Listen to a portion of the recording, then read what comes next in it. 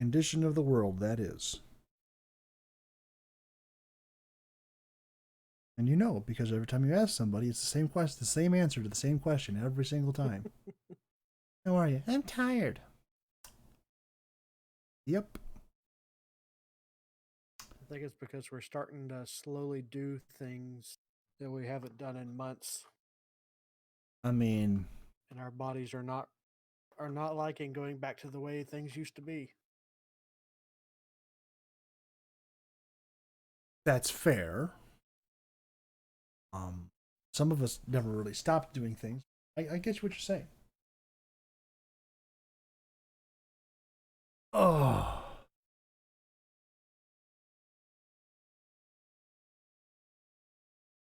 anything big happen with you this week, Mr. Masters? Not really. Hmm. I mean, I did a lot more stuff this week than I normally do. Oh, well, I mean, yeah, you went into the office this week, other things like that. Yeah, Mm-hmm. From what I hear, that was an adventure. it was pointless. Absolutely pointless. Tell us more about your government job. That pretty much sums it up right there. Everything you've heard about government jobs is true.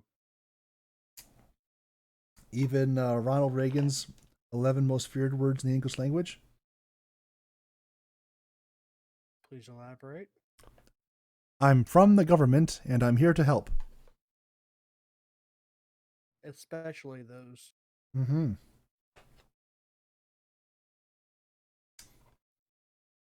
If ever you think the situation can't get any worse, just wait till the government shows up and gets involved.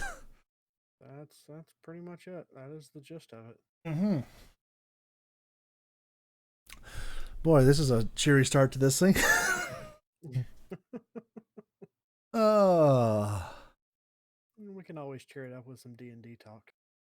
it seems as though you would like to. Um, Or we could talk about the Muppets. I mean that's also an option. I just wanted to say both of those two things really close together so it seemed like we were having a productive conversation. It's I weird. actually looked up things to see if there was any news on the Muppets that I could talk about, and there's not. Yeah, kind of a dry season. Yeah.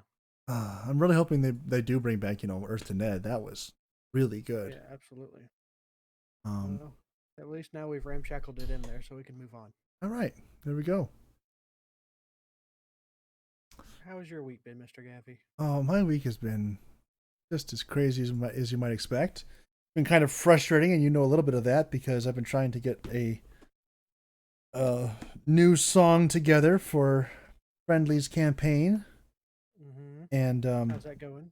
well, I think I may have had a breakthrough today. I just have to have time to record it and see if I actually Okay. did what I think I did.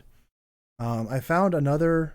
So I sent you the the original key version, which I can't really hit.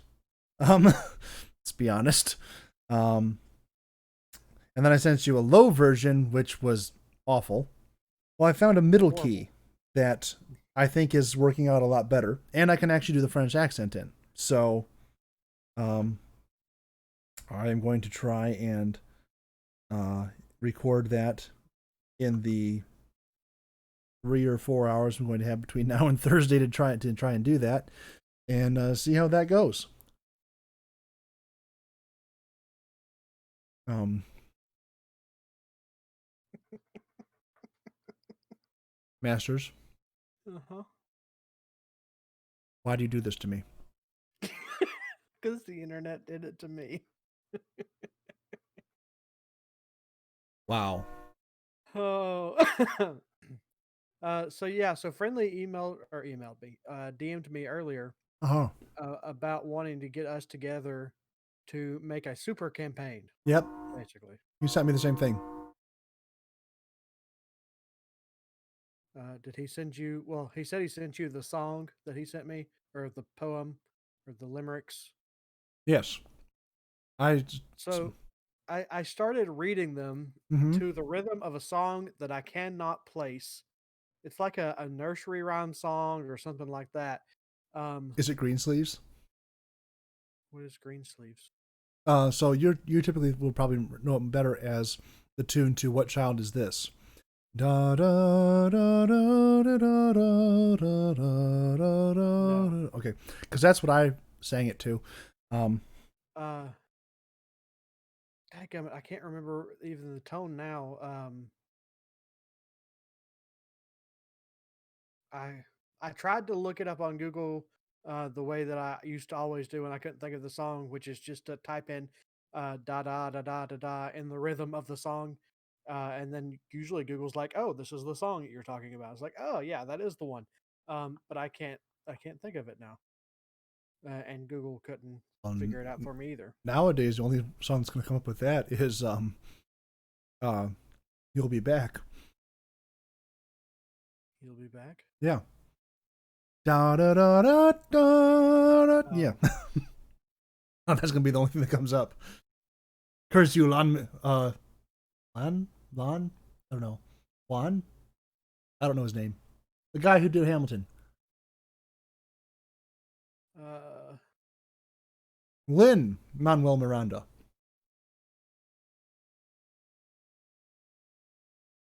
There's a large spider in my room. That's fun. yeah. I can't think of it now. But I instantly thought of this, and now it's gone, so it doesn't matter anymore. All right. Yeah. But yeah, that could be fun and time consuming. Mostly that second part. Mm-hmm. Yep. I don't. Uh, So yeah, friendly's thing here is he wants to have for clarification. Um, he wants his player loving world lore obsessed DM style, your player killing encounter / dungeon obsessed style, plus my um, villainous plotting. He's called me Moriarty a couple times. I'm not sure if I'm properly complimented by that, but no, Moriarty would be more me. you know, that's Although Moriarty does uh is the same Myers Briggs type as we are. I'm quite sure. You kind of have to be. uh but yeah, I told him I said Gavi would be excellent at helping with the NPCs, coming up with their backstories and stuff like that. I forget where I heard it. There was someone who had made a homebrew campaign, and they'd spent like 6 months building it, and then they threw their players into it, only for the players to discover that this guy had built a backstory for literally every NPC that they might encounter along the way. That's a bit much, probably. That is a bit much, yes. It was a great campaign from what I hear. I bet. Oh. But yeah, so I tried to do that when I first started the homebrew that you're in on Sundays. Mm-hmm. But then I realized that I can do all the planning I want to. It's not going to help. Goat So farmers unite. exactly. So I have recessed to the idea of plan the big moments and figure out the in betweens on campaign day. Fair enough. I have started building um, random encounters that you guys encounter along the way. Mm-hmm. Um, but as far as like all the other stuff, I'm just letting you guys fill in with role play, Right. and you guys do a wonderful job at it. For the most part. Everybody except you. Everyone except me. I'm just joking. I mean, there's an argument to be made. Oh, so I'm sure you haven't had a chance to look at Masters 8's backstory revision. I do actually have it open right now. Oh. Well, I did do some revisions with your input in mind, and I think I like it a lot better. Mm-hmm. I'm still not 100% married to every detail of it, but I like how it came out. I got into a very righty mood today, Mm-hmm. and I popped out my background for Mumble's campaign, Uh-huh. and then I finished it, and then I popped out this rewrite, and I see that your righty mood is 1/3 of my righty mood, typically. well, I uh, are you playing in Mumble's campaign? I am probably going to be a recurring NPC or recurring NPCs because I am not going to have, like, my schedule is not permitting me to be there on So time you're ever. not ever going to be a player character. Not until such time as I stop having a Friday afternoon into Friday evening Bible study. No. Okay, well then I'm not going to show this to you then. But I have another 2 pages that I wrote for Leoric. Okay. So 2 pages on top of the 1 2 pages, well, page and a half of Masters 8. So 3.5 pages total of writing I did today. Um, I also did a little bit of writing in our DMs as he was asking me questions that I didn't put in the Leoric one. But Mm-hmm.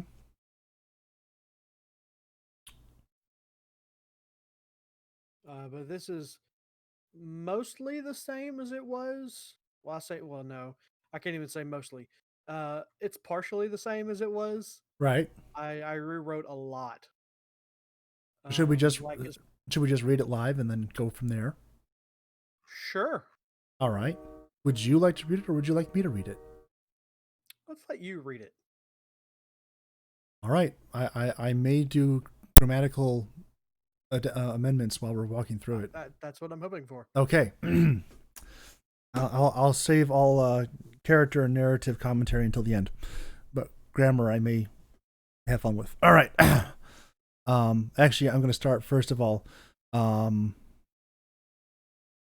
You may want to change the name of your young woman straight off the bat in paragraph 3.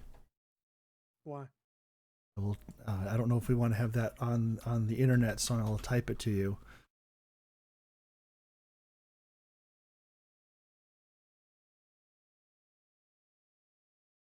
I'm aware of that. Okay. I don't care. All right. As long as you're good, we're good. All right. Then with how should I read this? With your words. With my words. Okay. Any kind of particular accent, feeling? Southern. Southern. Southern accent. Yeah, because I'm going to be using this voice. I say my southern accent is most typically Georgian, so we're gonna run with that. Yeah. So, well, I'm going to start off by saying, so Masters 8 as a persona is just going to be me and my voice. But should it ever come out that Masters 8, well, obviously Masters 8 is not his real name, but if it should ever come out what his real name actually is, and we delve into that, Mm-hmm. then he's going to have a different accent. All right. Well then, in my most lazy Georgian accent possible, which is basically the Georgian accent anyway. Anyway, Masters 8. Oh, that's goofy. That was goofy. What's wrong with it? Masters 8 is a persona that was taken on by a human man named Shaw Bertrand. He had a normal childhood with his mother Nora and his father Ivo or Ivo? I think it's Ivo. Ivo. When he was young, he would often be found running around tricking other children into doing his chores. Everyone that made contact with Shaw thought he was the greatest gift from the gods. Or so he would have you believe. You're slipping out of Goofy, and I'm loving the voice that's coming out. That's okay. It sounds like you're narrating, um, To Kill a Mockingbird. I could do that. All right. Like I said, I'll get to Georgian. It's in there somewhere. I like that addition here. Or so he would have you believe. That's a really good addition right there. I like that. It's much better than just everyone thought he was the greatest gift from the gods. It just makes him sound pompous and stuck up, which he is. But at least this way, it's only his problem, not everybody else's. Anyway, he was very good in conversation, always able to fabricate a tale that could get him out of most situations. People often thought he showed signs of a great leader one day, if they could get him on the right path. Shaw was an expert at manipulation, always getting people to think that it was their idea to do something. His parents always tried to do their best by him, but he was just too mischievous to keep out of trouble for too long. When Shaw was old enough, he left his family and traveled south. I can't go any farther south in this accent, so we're just going to have to run with it. He tells all those that ask that his parents are dead, and that he has been orphaned since a young age. They often take pity on him and offer him a place to stay and a meal to eat. He was able to make it quite far his way. One day Shaw met a young woman, Isolde,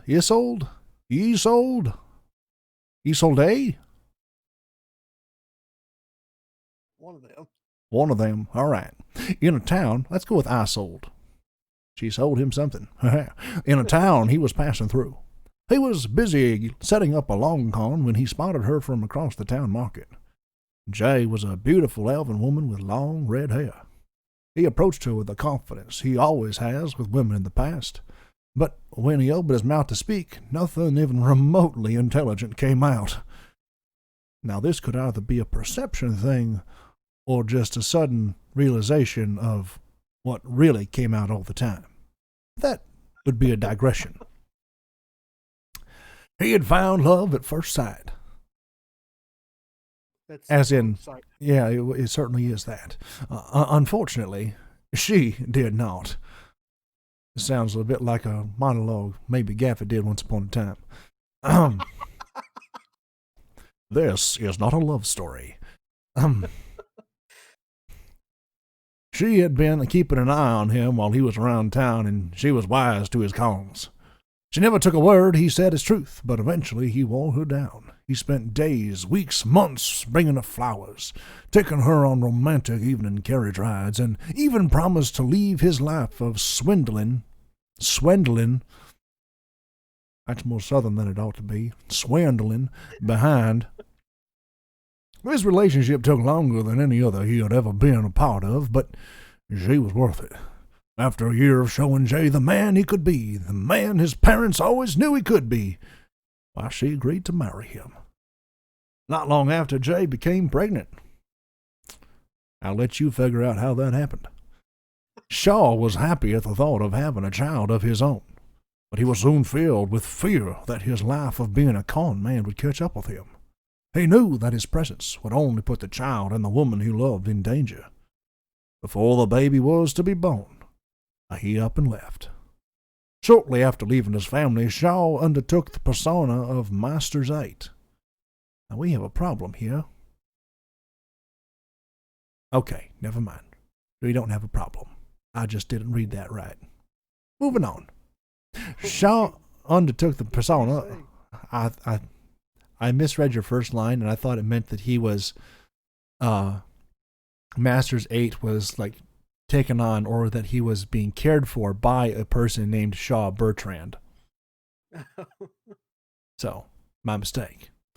Shaw undertook the persona of Master's 8. I'm a master of my trade. They say a jack of all trades is a master of none, but I have mastered everything I needed to.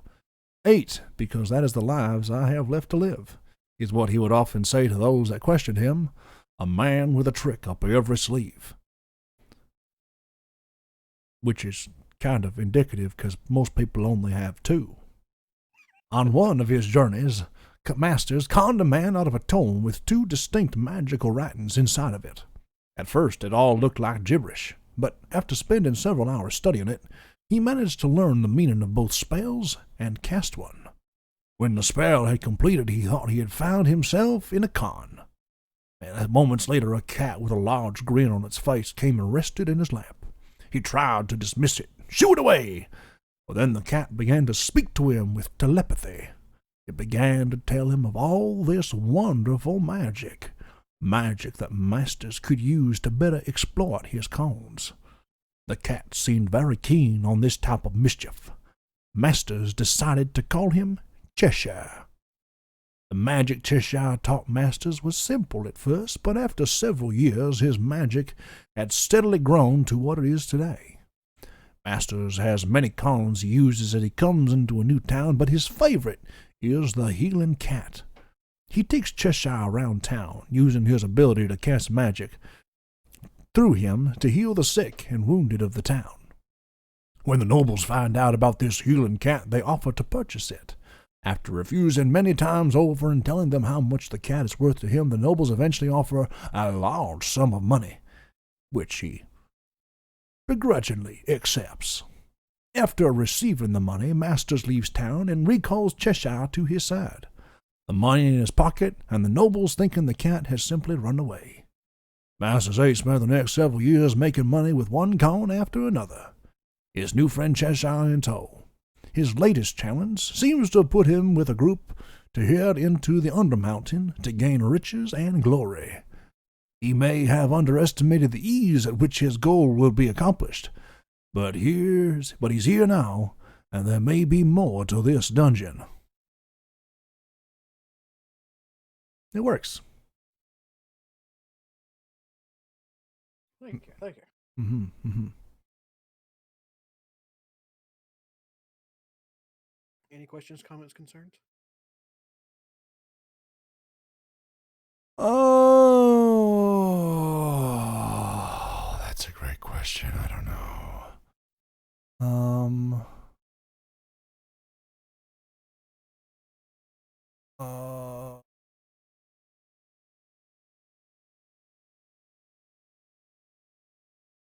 This is about, I don't know.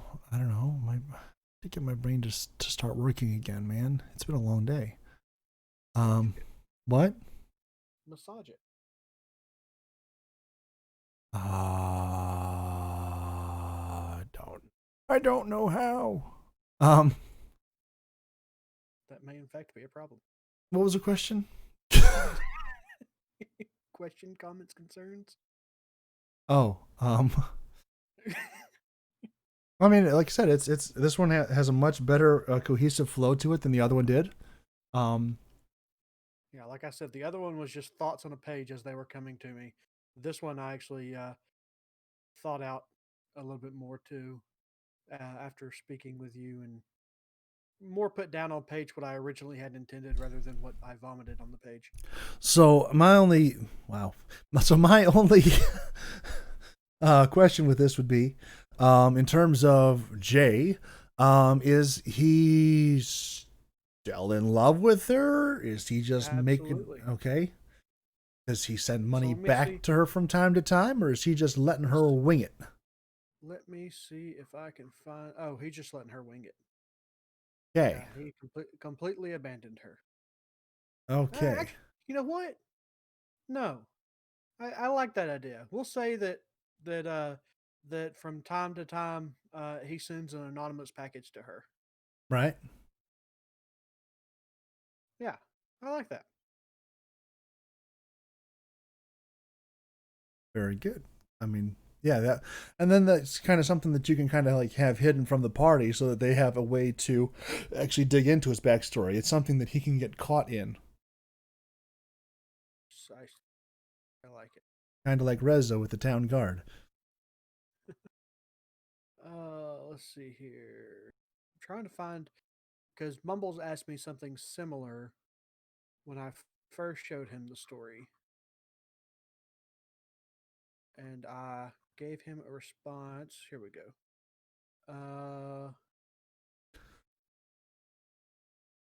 He was actually the one that came up with the reason I went with Masters 8. Okay. I liked it, so I used it. Let's where.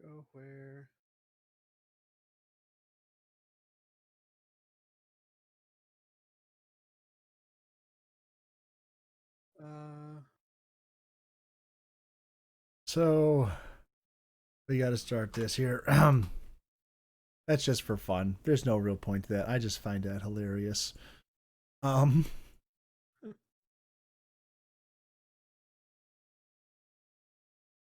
Okay, so he asked me, uh, uh, he said, what, the psychological construct must be treacherous, talking about how the constant thought of leaving your wife and child. And I said, he doesn't think about it. And he said, he did at one point or he wouldn't have left. And I said, well, I mean, yes, but no, he doesn't think about it. He said, well, he would feel like an imposter. He, see, have your own little bauble of happiness and normal, and still there is that thought gnawing in the back of your mind that tells him he will only ever have the skills to be an outcast. And I say, okay, okay.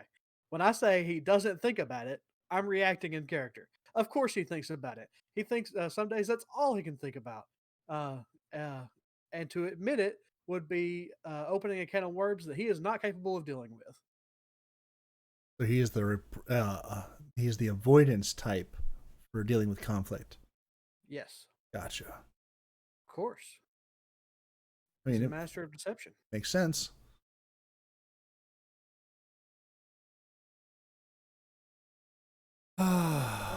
Let's see if I can add that in. Uh,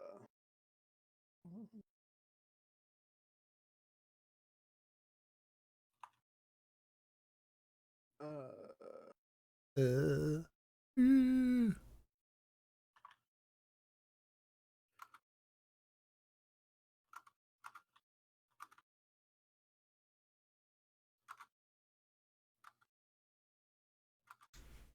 And he types, searching for meaning in his life. see here. So I put Masters 8 spent the next several years making money with one con after another. His new friend Cheshire in tow, sending packages of money he collects and trinkets for the child he never met. Uh, as off. Bam. Good. Yes. Word. Uh, What? oh, just just looking, reading, thinking, maneuvering. Looking, reading. Probably not actually the thinking part. That doesn't work at this point. Oh, I have had too much human interaction today. Um, I I've had a lot of human interaction this week, and I get to have a whole day of it tomorrow. oh So, dear. So do so I. I went to work Tuesday. Yes, sir. um, like in building work. I actually wasn't around a lot of people because not a lot of people go into work nowadays. Mm-hmm. Um, and so uh, that wasn't too bad. Then I worked Wednesday, and then Wednesday night I get a text from my mother, and she says, "Hey, can you do me a favor?" I said, "Sure. What do you need?" She said, "Will you drive me to the doctor tomorrow?" And I said, "Yeah, I can do that." She said, "Really?" I said, "Yeah, if you need me to drive you to the doctor, I will drive you to the doctor." Uh huh. So Thursday, I took her to the doctor. We hung out uh, pretty much all day. I didn't get home till after I would have normally gotten off work. Um, and then I got on the way home. She was talking to my grandmother, and my great uncle is not doing well, and they're sending him home with hospice. They don't think he's going to be living much longer. So my grandmother wants to go see him before he dies, Mm-hmm. but she doesn't want to drive all that way because he lives a couple hours away from her, even longer from me. Um, and so I said, well, if she needs me to drive her, I will drive her. And she was like, I'll think about it. So that's why tomorrow's session is canceled Right. because I'll be driving her, her two sisters, and I think a cousin of mine. I don't know what he is. He may be another uncle for all I know. Um, uh, but yeah, taking them all down to see my great uncle one last time. Well, that's good. I mean, not good that he's dying, but like good that you get to be there with him. Um, I I've probably only met this man once or twice in my life. hey, When my mother told me he was dying, I said, "Who's that?" but it's family. Yeah, I have members of my family that I've only ever met once, and very likely will never meet again. Um, because they're in Canada, and who actually wants to go to Canada? That's a whole other story. Um, but I mean, I'm still glad to know that they're out there somewhere. Um, Of course, um, somebody's got to be blurry in photos for Canadians. well, up there it is a proper Sasquatch. We don't have any of this Bigfoot crap like we got down here. I mean, if there's any French word which I think is properly imported everywhere, it is Sasquatch. Um, yeah. Understandable. Mm-hmm. Mm-hmm.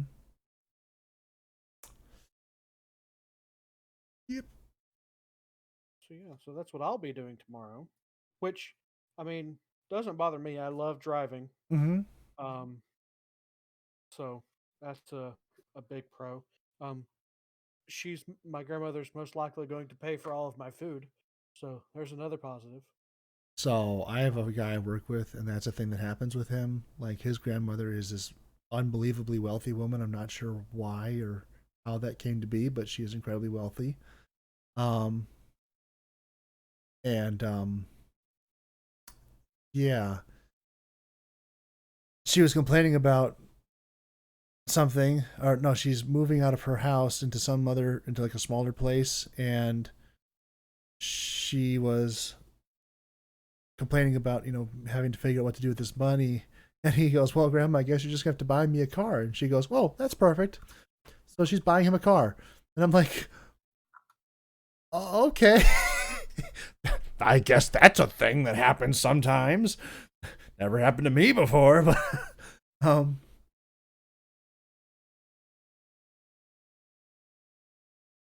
it's kind of interesting. Interesting indeed. Uh huh. Uh huh. Uh huh.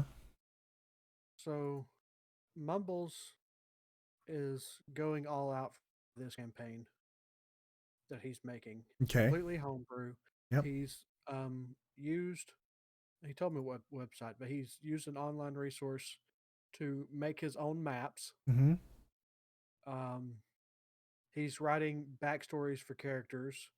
Uh, he said that all of our characters can be from any point in time or any place that we want them to be because they're going to be basically plucked out of the world and put into this one. Gotcha. Um, he hasn't told us how or why or anything like that. But that was the basic gist of what he told us. And then I was talking to him today and giving him my backstory. And he said, "Okay, I've got your introduction done." I was like, "Wait, what?" So apparently, each of us is going to have our own personal introduction into the world that none of the other characters are going to hear. That's interesting. Yeah.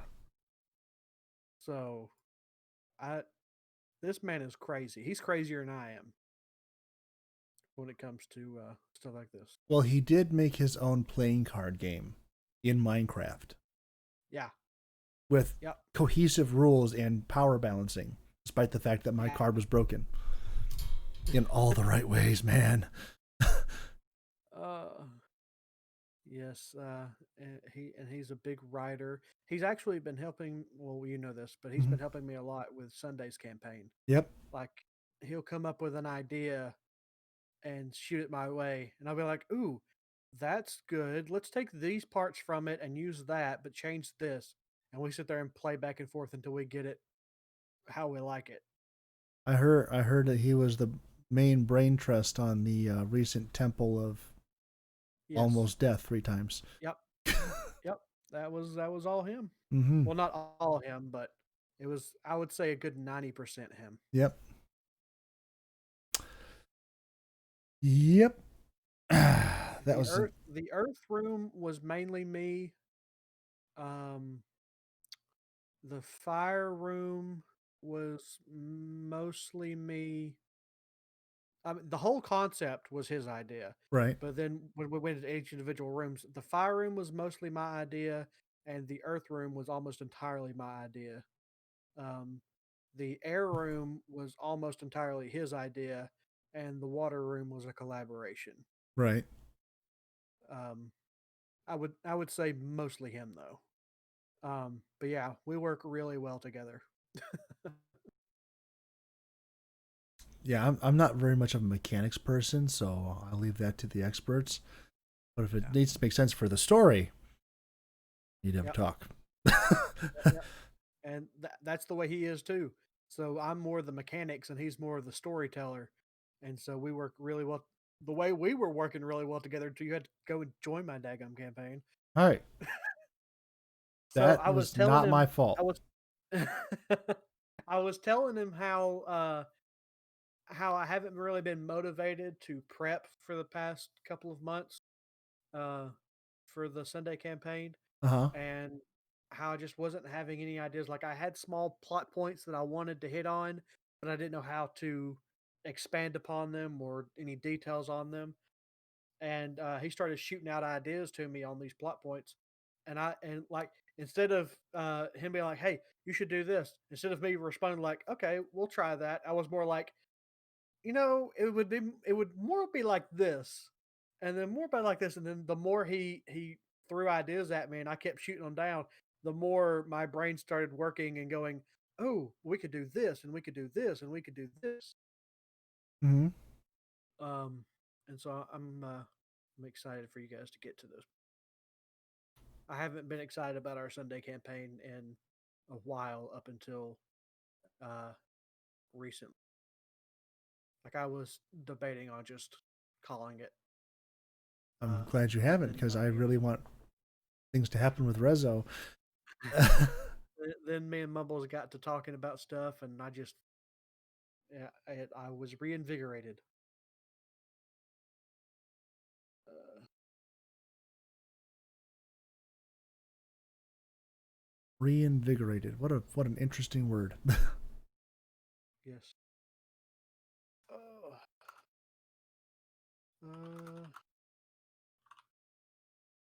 uh, uh, uh.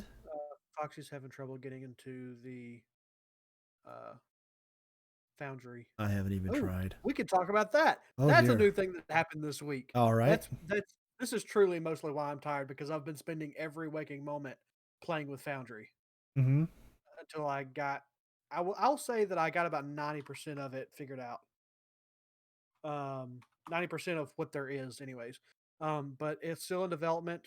Um, it is just at a point where it's releasable, where it's mostly it's. I'll say it's more usable than Roll 20 is,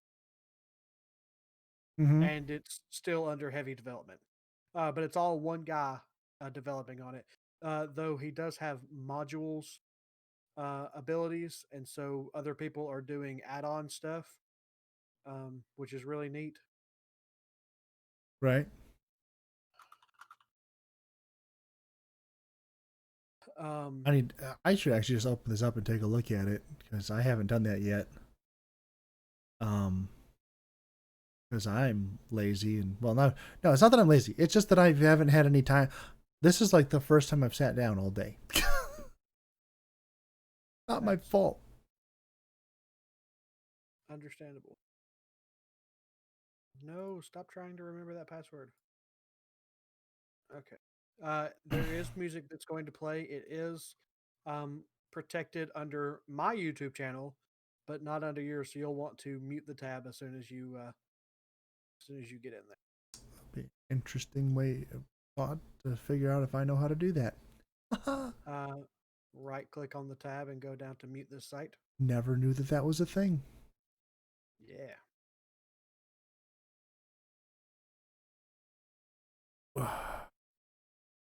Push buttons. Push buttons, push buttons. But Foundry is going to be our replacement for Roll20.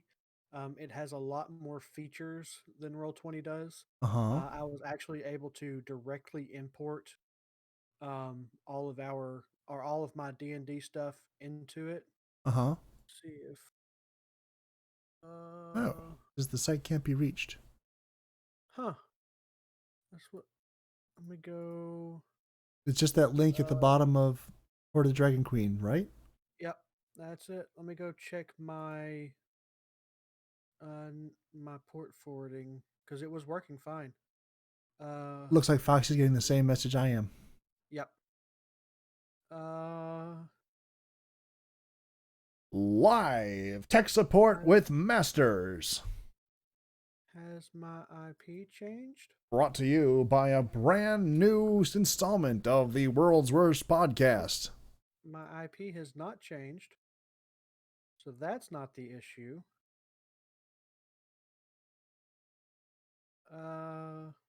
And when I used it, it popped right up. Uh-huh. So what could possibly be the problem? Try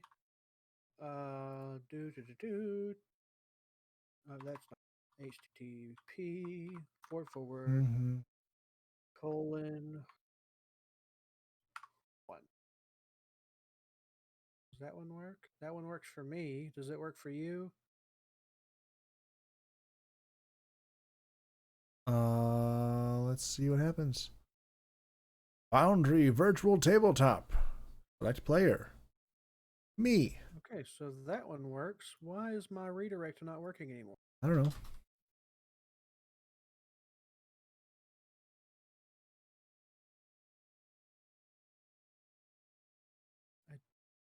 See what happens. It worked. The redirect worked for me. Let me go look at the Horde of the Dragon Queen.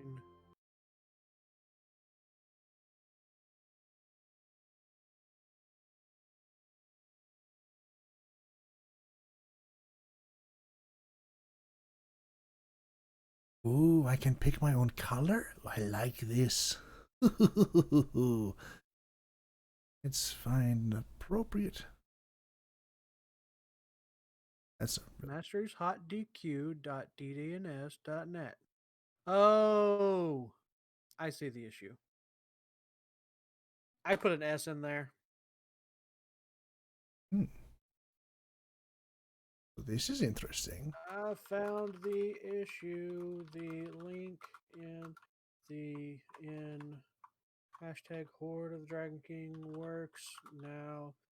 It's not a secure HTTP. It's not HTTPS, but I put HTTPS in there, so that's why. If I reload it, does it make it happier?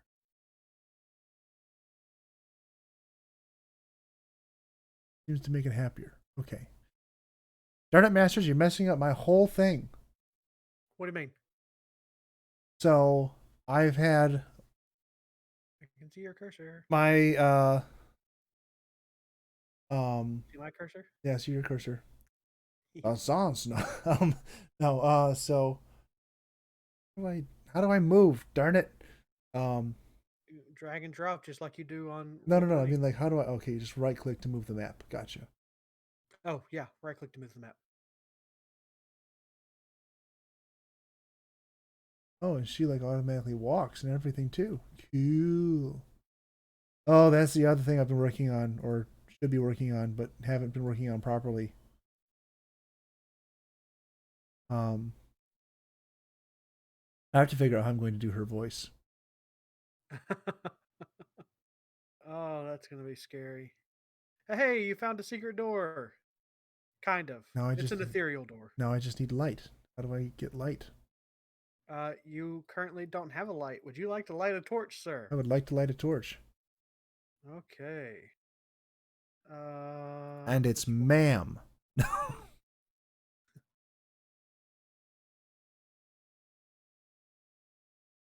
Ah, there's a torch. Oh, I can see kind of what I'm doing here. Step on the trap, get immediately teleported to something that's going to hurt me. Go through this door. Intersecting with a wall. Hey, you open the door. Did open the door. That door too. Here. Looks like a church. This is all visual representation that nobody is getting. You know, that's their fault. Check us out on Monkey DKS's channel and on Mumble's channel. Monkey DKS on YouTube and Mumbles of a Nerd on Twitch. To see what we're playing with, the new Foundry. On Tuesday nights at 6:30 Eastern Time, 5:30 Central. So when you 3:30 go to click on that Pacific. door, And when you go to click on that door, do you hear it? I have the site muted, so Oh, okay. So when you click on doors that are locked, it makes a sound like you're trying the handle and it doesn't open. geez, says the blind. And it's like, is this the solarium or So something like it? it is not. It's just a random map that I have that I opened up. So you're actually missing the coolest parts of this I'm getting is there. that you are now standing next to a fireplace and you Okay. can hear the fireplace. You know, that sounds very cool. But again, this would probably end up being some level of messed up. Yeah, so I wouldn't unmute now, but on Tuesday when you go to walk through stuff. So Tuesday I'm going to try and not start, but I'm going to try and be in voice about an hour ahead Uh-huh. for those people wanting to play around with this and learn stuff Right. um, before we start the campaign because we're going to be doing this in Foundry on Tuesday. I've Gotcha. got all the maps set up and everything. Gotcha. So one thing that you're going to want to know is that in order to use the ruler, you hold control and then you just start dragging and then you can click points. Okay. And then to move your token using that, you hold control. You have your token selected, hold control, start the ruler on your token, drag away, uh, go wherever you want to go, and then press spacebar, and the token will move along the path. That's the wrong one. There we go. Okay. Gotcha. Seems very helpful, useful. Yes. So another thing, actually, I forgot I did this. When you go into this room up here, Yeah. it actually does uh, my laugh that is at the end of my well, it used to be at the end of my streams that I haven't had a chance to set back up because I forgot to add ending screens when I had to completely wipe my computer and start over this week. That sounds like fun. I forgot that was a thing that I had to do. So I I got my starting screen and my D&D scenes set up, but I forgot to do BRB screens. So Uh-huh. I did BRB screens while playing the other night. At least the one for Thursday night. I haven't set up the one for the Mavericks yet. Right. And then I haven't done my ending screen again, so I'll have to do that again. Um, but anyways, so when you walk in this room, it's an old man laughing over and over again. And then if you actually go down here into this room, which I don't know how to ping. Can I? Is that? I don't know. I don't know how to ping. This room here. Yeah. So if you go into this room, Yeah. actually you can see my cursor. Yes, I can. So if you go into this room, it's actually remember the old rendition I did where it starts off with Monkey saying, just keep digging, and then it's hello, hole, my old friend, and Yes. it does that whole thing, Uh-huh. and then at the end of it, it's Monkey going, nailed it. Right. That's what's playing in this room. Sounds like a really good reason to leave this room and never go back in. Um, And make sure you close doors when you enter them. Sheesh. Hey, I was born in a barn, so at least that's the working theory. So the go north again. Go here where my cursor is. Yes. So this right here is a secret door. If your passive perception is high enough, or if you roll to see a secret door, if you're looking for a secret door, then then I will open it for you, and there's a secret door there. But you Let's. can't see it otherwise. What is Mishka's passive? I wish there was a way to set it up so that people with high note, like put a perception check on it. Uh huh. I wish there was a way to put a perception check on the door so that when somebody with a passive perception walks by it, they go, "Oh, there's a door here." May be coming. Maybe. But Yes. yeah, I just love that there's all these different kinds of walls. So you have the main wall, then you have the door wall, which you've been interacting with, where players can literally open up the doors. Uh huh. Then you have what's called the ethereal wall, which is the door that you came in initially. It's a wall that looks like a wall, but you can pass through it. Um, and then there are terrain walls, which are around all the trees outside, which lets you see the tree, but you can't see past the tree. So it'll allow me to do things like if there's a big boulder in the middle of a fight scene, you can say, "Hey, can I climb on this boulder?" Uh huh. And if you successfully climb on the boulder, I can put you on the boulder, and you can see uh, on top of it, or like you can see past it. It's really Is cool. it possible to cast magic from this? Yes. Wait. What do you mean? Okay. Like cast your spells? Yeah. Yeah. Oh, this is so cool. Okay. So if I cast light, aha, light. Did it put that token marker out there for you? Yep. Sweet. I haven't played around with spells and stuff. All right, Mishka. Let us see what you can do. Um, let us put. So do a damaging spell. Okay. Okay. Now hit the attack. No, on the in the chat, hit attack. I don't have the chat up. Oh, okay. Right. Attack. Normal. Okay. So there you rolled the attack. Now hit damage. We'll say that a 7 hits miraculously. Um, Normal. All right. There Yep. we go. And Okay. what it Now does? do you have your token selected? What? Do you have your token selected?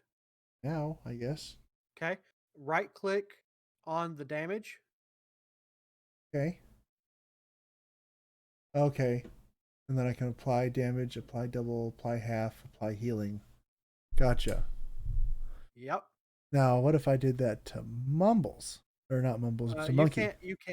You can only apply it to those that you have control of the token for. Okay, so if like someone else put something in here, like If Lord somebody else Mittens, attacks you, then they roll the damage and everything. Then you have to go over and right click on the damage and have it applied. I select myself and do this and apply damage. Mishko takes 2 points of damage. Oh, Ooh. apply healing. Better. That's cool. I like that. That's really helpful. I mean, that might make it so that I don't have to uh run multiple. I mean, can does Yeah, this thing exactly. still? Oh, Everything can be on here. And when we level up and stuff, or if you want to change out your spells, yeah. you just go to D&D Beyond, make the changes you want to make, Uh-huh. and then I can re-upload your character and it'll automatically update the character sheet So there's on here. nothing in place yet that would allow that to just happen automatically. No, it's a manual process. Okay. Is that something that may come It's a about very simple eventually? manual process. Sorry? Is that something that may come about eventually? Um, Potentially, this that feature is actually brought by a third party module. Like if you look on your character sheet, well, you don't have it installed. So there's a third party extension on Chrome Right. called VTT Assets, Okay. um, and you click, uh, it'll pull up a little B beside your name for D&D Beyond, and you can actually just go in there and do that. Let's see Okay. here. Import new items only. Use existing items from competing rather than recreating. I see a Foxy in here. Hi, Foxy. Okay, so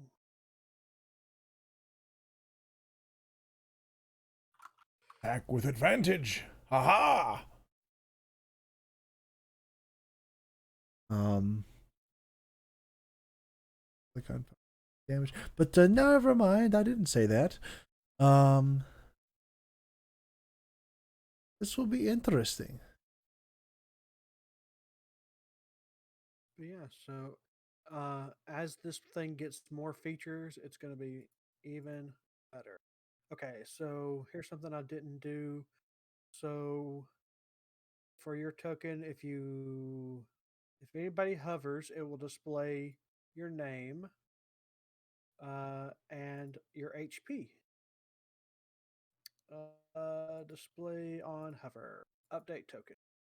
Okay. Nice. So now if you hover over your token, it's already set up on Mittens. I didn't do it to yours or anybody else's. I'll do that now. But yeah, if you hover, it shows the name and your health level.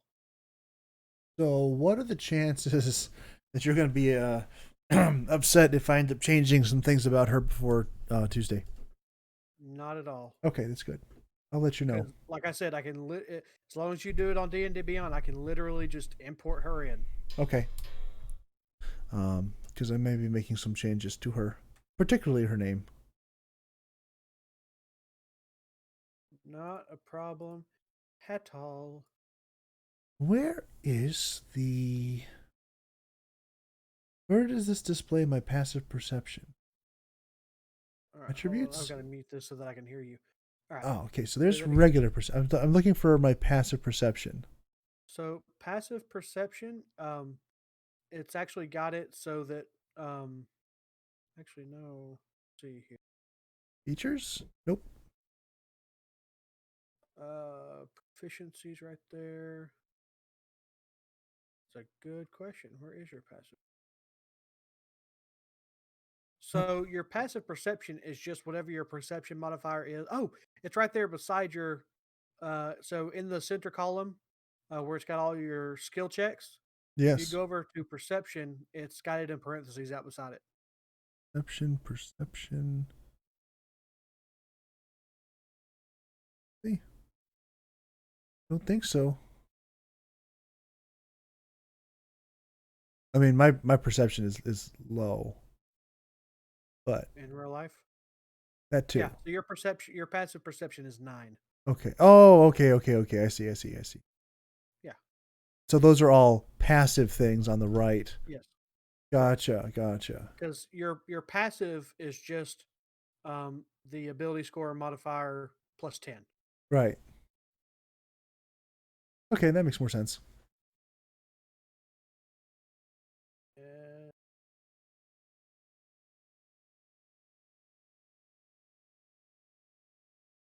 Oh, for HP. high dex, high intelligence. How is my not? Say, how is my? Hey, Foxy. Wow. So it's funny. You and Foxy walked through the secret door, the ethereal door. You Yeah, guys both walked through it, no problem. Monkey, he walked up to it and went, "Oh, that's a wall," and just walked away. that's not what ethereal door. This one down here. Oh, It's called an ethereal door because it looks like a wall, or it's called an ethereal wall. uh Sorry, huh. because it looks like a wall, but you can still pass through it. So I'm going to use it for like curtains and stuff, Okay, very nice. or I may use it for like an obvious, uh, well, quote unquote obvious secret door um, that I don't have to open. I can just be like, "You found a secret door. Continue south." Yeah, I'm liking this so far. It's nice. It's a major like graphical improvement over Roll 20. Oh, absolutely, absolutely. Like I said, this in its short time has already surpassed what Roll 20 can do. And you said that this is like a 50. This is $50 like flat, and then it's yours forever, and they'll all Yep, the updates and $50 one everything. time buy. You get all the updates and everything. Okay, that sounds to me like something that I'm going to be purchasing at some point in the next little while, probably, perhaps. You're wanting to look into doing some demon? Uh, mm, maybe. So I am Oh, so long story. My church is trying to get a Star Wars role playing game going, um, and that's a interesting proposition. Um, and I am perhaps the most qualified person to game master that. But that's one thing. But I was also looking potentially at doing another one, but I don't know when I would have time to do that. And if I did, it probably wouldn't be every week. Probably be like every other week or once a month kind of thing. Um, but I'm interested in perhaps doing something again. As a player, is there any benefit to owning this? As a player, no. Okay. Well, I mean, even if I don't do something right now, this is a being as this is such a dramatic improvement over Roll 20, it probably wouldn't be bad to just try and support them in whatever way we can so that they will continue to pump out good stuff so that we can keep using it and benefiting from it, right? Say all that again, except slower, so that human ears can understand you. I thought humans could understand me. I said, being as this is such a significant improvement over Roll 20, it does make some level of sense to actually just support the creators and man, I'm switching into Tarot right now. um, it does make some level of sense to simply support the creators in any way we can, so that they will be able to continue to put out such great product for all those who do benefit from it, players and DMs alike. So basically, buy it so that they have more money, so it becomes even better. Yeah, Gotcha. absolutely. Yeah, kind of my thought. Yeah, because the more people that show interest in it, the more people or the more So development they can do. yeah, and this is like the little bit that I know about DMing and D&D in general. This is a dramatic improvement over Roll 20. Oh, absolutely. So, like, you can't see this now, but like, I've got folders that I've imported using the third party app. I've imported our entire yeah, I've imported the entire campaign Uh huh. that we're going to be doing into this thing. And it's literally just importing everything. It imports all the monsters, it imports everything. Um, all the spells. And so what I can do is I can actually create what they call a bookmark and Right. place it somewhere on the map so that when you guys reach that area, all I have to do is pull up the bookmark and it pops open with a window that says, tells me what I need to be doing when you guys get into this area. Huh. So I don't have to go searching through my notes anymore. I've already searched through the notes and put them right there in the middle of my screen that I just have to click on. It pops up. Oh, okay. You guys need to make a death saving throw. Right. Which would be pretty dramatic if you walked into a room and needed a death saving throw. I don't know why those words came out of my mouth. I was trying to say Dex saving throw. I That's not what mean, there was a time that it felt like it once in the Mavericks campaign. came. uh, he didn't want to kill you guys at first. Yes, he absolutely did. Not at first. Yeah, he did. It certainly felt like he did. He was just going to experiment on you guys to try and recreate what Scrap had. That would involve our death. Potentially.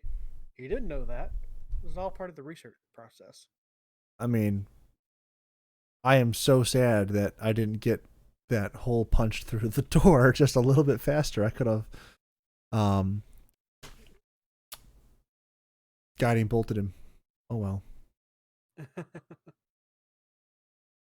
Oh my goodness. He escaped out of there by the skin of his teeth. Mm-hmm. We were trying. We were I really know you trying. guys were. You were trying real hard. Mm-hmm. And I could have sworn I gave him Misty Step. Botch it. Well, Could have sworn it. I'm sure he has it now. No, sorcerers can't get it. I don't think. Oh, Or we artificers. Sorry, he's not a sorcerer. to say I'm a sorcerer and I'm pretty sure I can get it. It's Uh, I might be able to get it right now if I wanted to, but that's not what I'm trying to play here. here, look at artificer spells. Nope, he can't have Misty Step, Uh-huh. which is a bummer.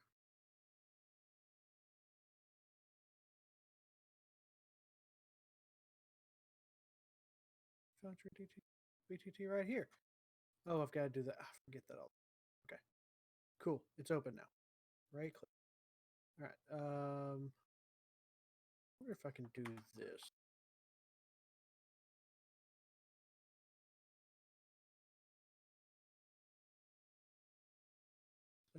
That automatically import this spell?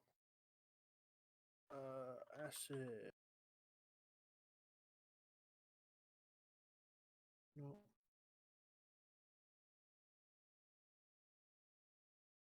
Oh, maybe if I refresh.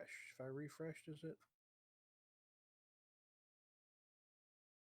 Still says not. Having issues? I am trying to.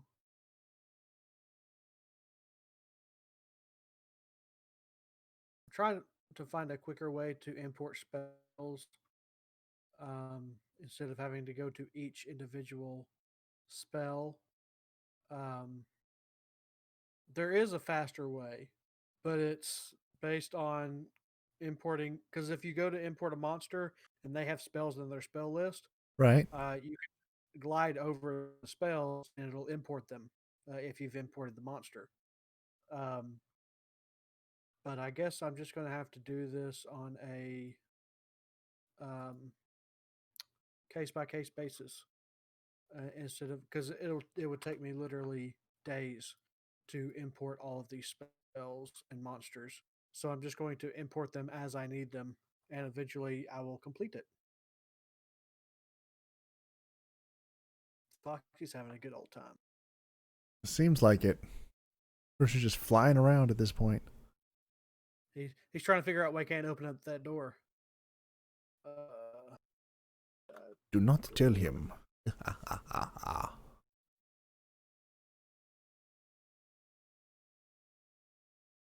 So yeah, so I don't know why this didn't come up earlier. The fact that I'm doing this Foundry thing, because this is this has literally been a huge part of my week is trying my best to learn as much as I can about Foundry so that we can use it properly. And I was hopeful that uh, uh, did you see that though when Foxy talked Foxy talked. What? on Oh, Foundry? okay. Say say something in Foundry. Um.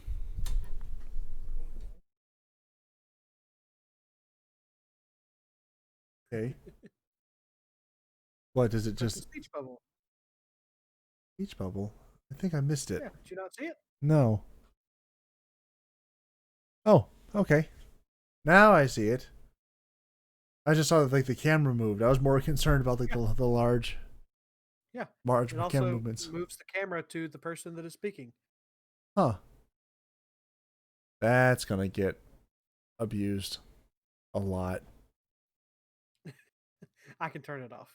I mean, no, no, no. Leave it on. Let's try and see if we can make the So, audience can you sick. manipulate this token or this spell thing that you've put out here? Because I can't move it at all. It's the light spell. Yeah. So I think once it's cast, it's cast. I don't think there's anything way to move it. I can't I can't change anything about it. I wonder if. Nope. Nope. Nope. This is it. Delete. Nope. Notes, measure distance, measurement controls, select tokens, basic. Yeah. Can't. I can't do anything. No. No, the real problem with this is that we don't have anything to draw with. Yeah, you do.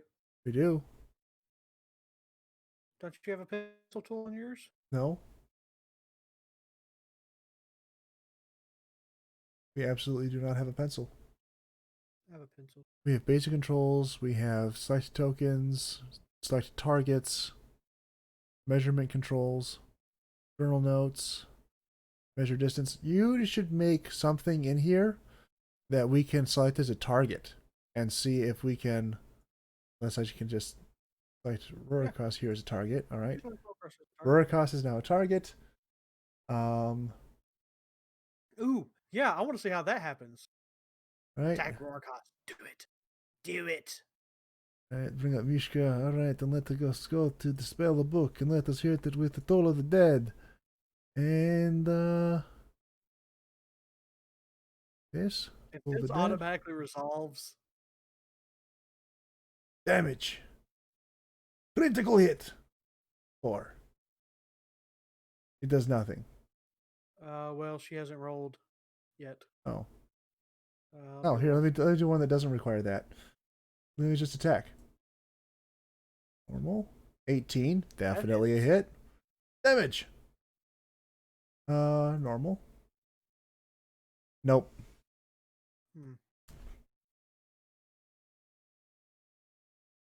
Let me see if I can.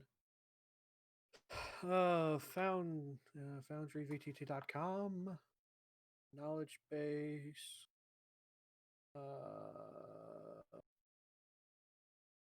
That's Foundry VTT target. Easy target. Nope, that's not what I want. Let's see if you can find some CR1 quarters or something. Targeting token. How does it work?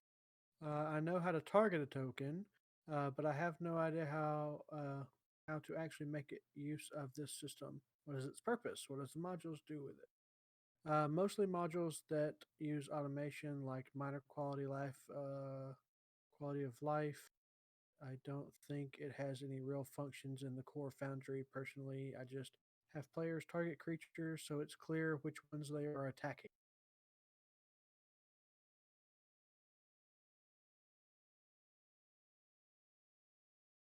Yeah, so it's just a way to show me who you have targeted. All right. Why do you have a pink dot? Oh, Foxy targeted you. Ah. Oh, I can actually target myself. Wait, if I target myself and I cast. Let's go. Hit points. Let's drop this down to 10. Beautiful. Right. And then I hit myself with a Cure Wounds. First level. Cast spell. Healing. Normal. What? Oh, okay.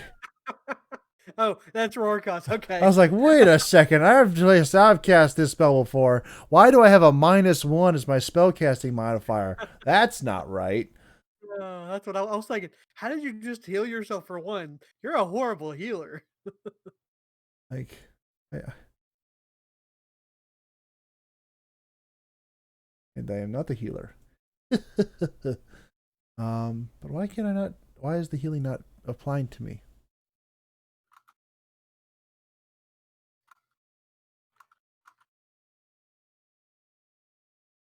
Why is game broken? Like, I targeted myself. I cast Cure Wounds. Alright. Try this again. Cure Wounds. A spell. What are you trying to get to work? Right. Normal. Oh, there we go. Found it. What? By healing. That's working. Okay, it is What? working. Never mind. I don't know. I'm just playing around here, man. Look. So these dice at the bottom Uh-huh. of where you can type, that is something. It's an extra module that I have in here that makes it easy, so you don't have to type in /roll. You just click and click how many you have if you have advantage or whatever. Another quality of life thing that I have in here You mean the dice is, on the left? huh? You mean the dice on the left? The left? Yeah. Oh, on the right. The Oh yeah, the right. Yeah, yeah, yeah. I don't know what I'm talking about. Just me. Um, let's see what other. Oh, then Oh, the rest of the quality of life stuff is on my side, not yours. So I can easily make tokens really quick for characters and stuff. I just imported the tokens I'd already made for you guys because it's really basic. The tokens markers that they have. although I could I could easily make a bunch of just random circles with different colors and use those. Huh. I'll do that later. Because actually, here, let me pull you out. Let me pull you out a foe that you are quite familiar with at oh this dear. point. Oh, So that's their token. freaking kobold. Target. Target the It's a freaking kobold. kobold. Oh, let's target it. All right. And yeah, Mishka. Let us rock and grasp the daylights out of it. Bam. I'm sorry, your casting failed because you were not within 5 feet of the creature. You know, do that. I don't know how this works. Do I look like I know how this works?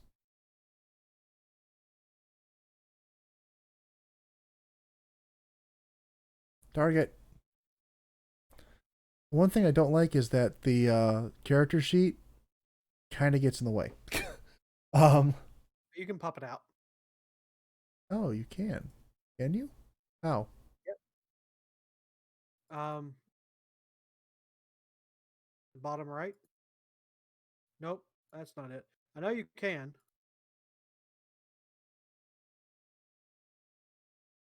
Anyway, Because okay. there are people talking about Hack. Give it advantage. Needed it. All right. it. 23 definitely hits this kobold. All right. Normal. 4 You damage. didn't kill him. All right. He's still alive. I apply the damage. Apply damage. No, this is damaging me. No, I can apply the damage. What I'm saying, While like it should. kobold selected, I will apply damage. Ah. Oh, speaking of, I for you guys do this. Hover a HP update there. So now if you hover over the kobold, it'll show you his health. Okay.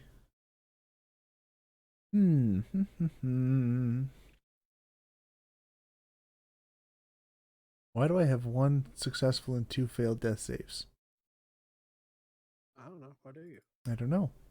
I'm alive. I shouldn't. Oh, because because I told you this when you were doing the character. You didn't reset those when you started making this character. I didn't. No. Remember, because I was joking about you coming into this and having 2 failed death saving throws off the bat. And I said you should just have me be someone who they found along the side of the road, half dead. Yes. You said no. Yeah. But like, Let's see here. Go back. Scroll up. Pop.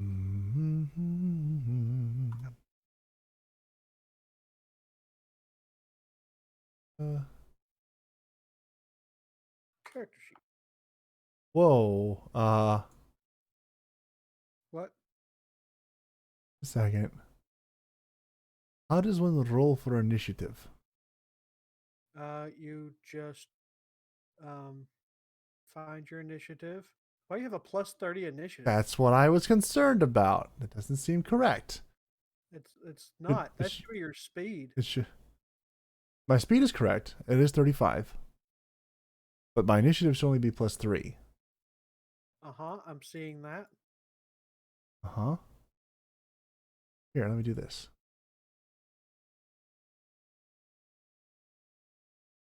It did not cure or take care of these.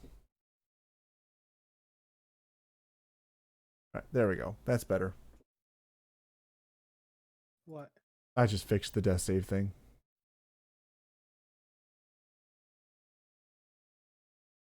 I gotta figure out how to use sorcery points because I don't know how to use those. um, They're complicated. Yay! It's just what I always wanted to hear. Oh, it's um a module I have to use. Okay, so I'll add that module so you can pop out your screen. Okay, so initiative works like this.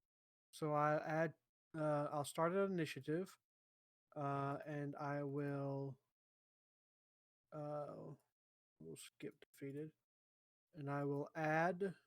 Actually, nope, I don't want to add that. Let's go back. So Okay.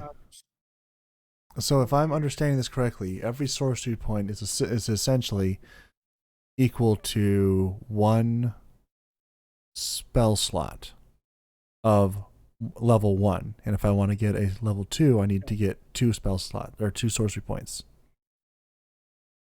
Yes? No. For first level spell slot I need a 2. For second level spell slot I need a 3. Gotcha. And the third I need 5, fourth 6, fifth 7. Gotcha. Ah, there we go. So this is where you roll initiative. So what did you just roll? Oh, it's a +3 +0. Is that my initiative that you're talking about? Yeah. Is that why it says it's plus 30? I think so. Okay. Again, how do I roll initiative so we can test this? Okay, so I roll initiative. So you look up at the top, right hand side where it's got all the tabs. Yeah. Go to the fist. Fist. Mishka. I've already rolled your initiative, so Is you don't 9. get to roll again. Oh. But I want to roll initiative. Darn it. I can delete this. So when I add initiative order, I'm just gonna zoom out. And I will select everyone, and then I will hit this plus. Nope, that's not what I do. Delete that. Oh right, I right click and hit that. Haha. Oh, and then I can click this and I roll initiative. Gotcha.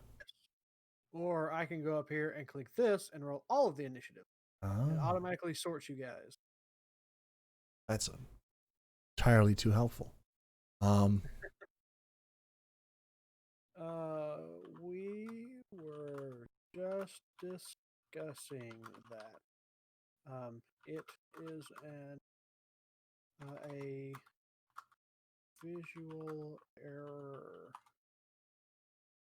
It's reading it as Wait. How does Rorikos have a plus 4 to initiative? because he has the high dexterity. But I have high dexterity. Eh. He has 16 in dexterity. I also have a 16 in dexterity. Um,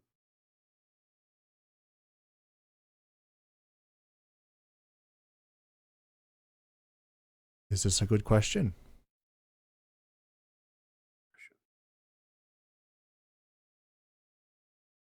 Yes. Go to D&D Beyond.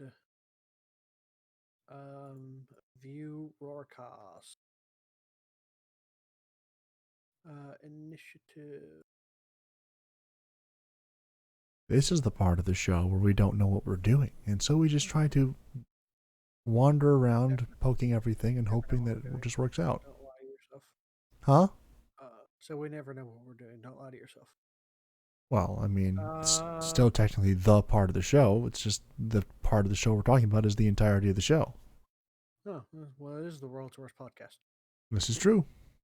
Why is because your initiative is just your dexterity on a general sense. Does Foxy have a no?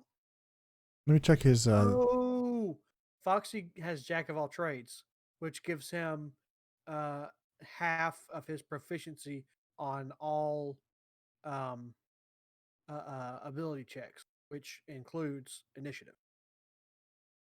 That makes sense. That's what it is. Mm-hmm. Yeah, I still have a more balanced sheet than, or not a more balanced sheet, but a better sheet than his. What do you What? mean? I mean, his ability scores. His ability scores aren't bad. I know, but he's got like an 11 in wisdom as opposed to trying to get extra in Constitution or something.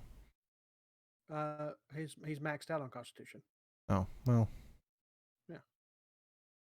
Next level, he'll be able to resolve that if he doesn't take a feat. True. I'm trying to figure out what I'm gonna do with. But it's better to have an 11 in wisdom, which you may increase later, rather than have a 9 in intelligence or strength that you're not going to increase later. True.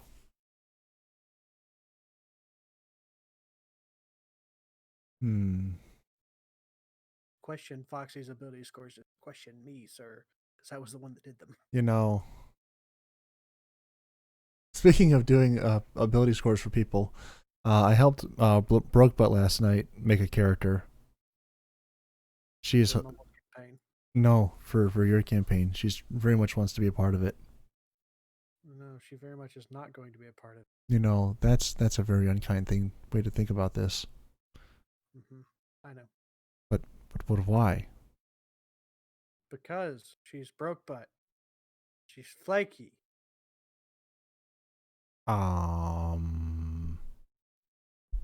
But now she's saying she wants to be a part of it. She took another look at her schedule. She says she wants to be a part of it. What's wrong with this? She's flaky. I mean, I have no experience with this, so I'm just kind of operating from the position of she doesn't really seem that way. She seems a little bit scattered sometimes, but generally when she says she's going to do something, she does do it. I know. I just like calling her flaky. Gotcha. Because she listens to the podcast. Gotcha. I've been saying too many nice things about her, thinking she didn't listen. So now I've got to make sure her head shrinks back. Okay. Oh, we were discussing that. How do I actually roll it? I can't click it. Go to the fist icon. There is where initiative is kept. It won't let me right click. Initiative is misspelled. I'm okay with it.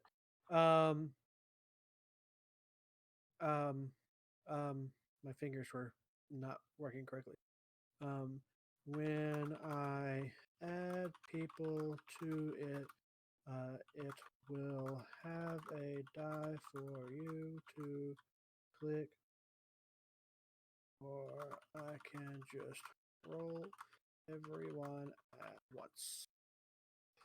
But yeah, so the rolling everyone at once is super helpful because I can just highlight the entire screen. So if I have like 30 kobolds But coming at you guys. wait. We have a real problem with this now. We have a huge problem with this now.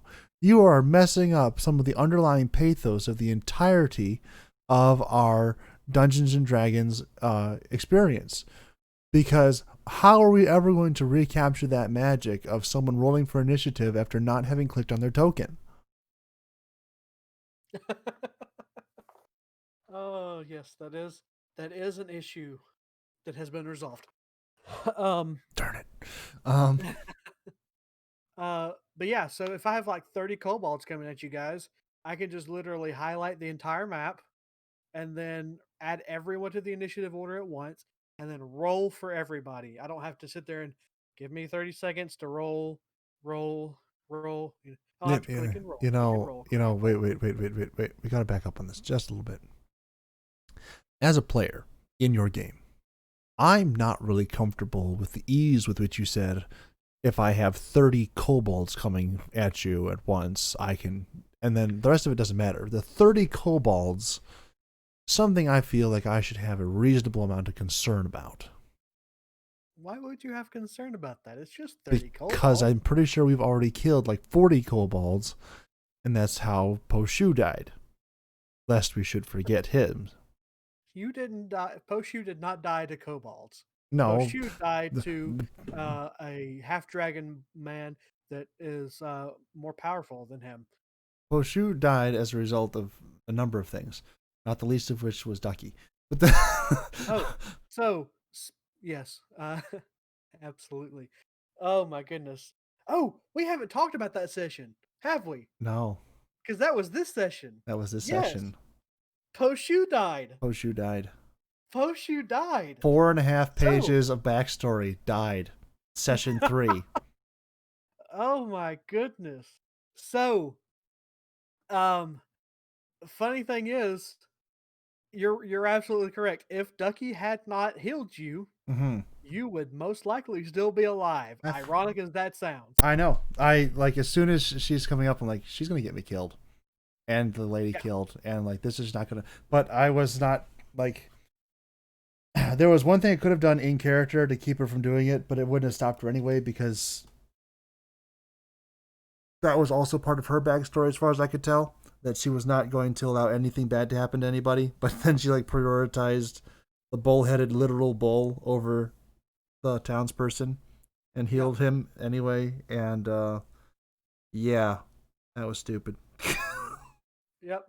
And I'm like I could have been like, this is an unhonorable duel. Do not taint my honor by trying to heal me or do anything else. But there's a reason those D6s were flying at certain points, because it's like I had a system worked out with him where if I rolled something, it'd be one thing. If I rolled another thing, it'd be a different reaction kind of thing. And yeah, he was not going to interfere with that because he wasn't paying her any mind. And then he died. Yep. Yeah. So, like I even had a snippet from the module, where I screenshot it just in case she kept arguing the point. Uh-huh. But she didn't. She stopped. Well, at least in that chat, she stopped arguing the point. Right. That it wasn't her fault. It was all the mayor's fault. So, I mean, no. it is reasonably also his fault. Like, I think that, yeah, I definitely think a lot of blame lies on his shoulders, because he's like, oh, yes, let's just send you out. I'm not going out there. Like, in a biblical sense, is this not the most King Saul move he could possibly make? If none of you had done it, one of his guards would have gone out and done it. Like, we were not even aware that the guards were still around. we assumed they were hiding in the basement or something. No, the guards were still at their post doing their job. They were fighting a dragon. Hey, they were ineffective. I drove a dragon off by chucking a dwarf at it. No, you chucked a rock at it. The dwarf had no effect on the Hey. He's dead. Let's honor his memory by embellishing a little bit. Not dead. Oh, Poshu. Yeah, he's dead. He's dead. So let's honor his memory by embellishing a little bit. It's kind of like the persistent joke about deleting internet history. real friends delete internet history and embellish the story of how you died. No, he didn't die by, tripping down some stairs. He was trying to do a triple backflip, which he totally pulled off, except for that, there's a kid at the bottom. He had to twist and try not land on the kid. Totally saved the kid, but ended up like landing directly on his face and cracked his neck. Like it was a very noble act, and we all miss him so much. It wasn't just that he forgot to tie his shoelaces that day. That was not at all what was going on. You just embellish to make it sound better, as better as you can. Um, and Masters, I still have that stupid picture on my screen. Oh, that's funny. Okay, so you're going to be kicked out for a second. Okay. I mean, there's not Oh, really a okay. need to go Kicked back out. in here, but like, yeah, that was bullcrap. Darn it. So yeah, so if you guys had decided that hey, we're too damaged to do this, Uh huh. which I knew Poshu wouldn't be, Oh yeah. uh, uh, then a guard would have gone out. No matter the outcome of the duel, the woman and children were going to be set free. Mm-hmm. Um, as in honor of the duel, Right. um, unless somebody intervened into the fight, Mm-hmm. then the woman was to die, Yep. which somebody did, Mm-hmm. and she did, Mm-hmm. and somebody else also did. um, Like there's playing devil's advocate. I think there was a lot better arguments that could have been used against the mayor, but or governor or whatever he was. governor, yeah, Yeah, to be like, I mean, he's the bad guy. You saw what he did to a downed person after he was already down. Clearly, he was going to kill somebody anyway. We were just trying to do the best thing possible to. But yeah. But the really funny thing uh, is that had Tashana, not Tashana, because Tashana was it, had Taylor mm-hmm. been the one to challenge him, Yeah. she probably would have killed him because she's a Circle of the Moon druid. Okay. Circle of the Moon druids um, get their final beast shape at level 3, Okay. which she was. And what's the final B shape? Uh, they can have up to a level CR1 creature as long as it doesn't have a flying or swimming speed. So she could have been a dire wolf that had more HP than him, Uh huh. attacked him. Had he miraculously killed her um, He killed him. before she killed him, she would have just reverted back to her form, Yep, and had and then full she could HP. have wild shaped into a dire beast, a dire wolf again. Right. So she would have had essentially 250 hit points against this guy. She could have easily killed him. So she's really kind of a She healing tank. druids, druids are super OP. Yeah. But she's essentially kind of like a healing tank. What I'm Yeah. picking up from her. Yeah. Well, that's good. That's very good. Um. Hmm. All kinds of interesting things are happening with this party. I really need to work on my girl voice because I don't have a good one yet. Just use Miss Piggy. I'm not using Miss Piggy. Just use Miss Piggy, but modified. Yeah, I'm not doing that either. Like, because I need to have a different. Like, Miss Piggy is not just the tone of voice; it's the cadence, and the cadence is not something that I would want to stick any character that I wanted to like with, or enjoy playing. That's a better way of putting it. Oh, he left. I was responding to Roricos and he had already logged out. Mm-hmm. Okay. Rurikos is just talking about how he's rolling. That's all he's talking about. uh, Oh. okay. So, I wonder. That's another question. What? Um,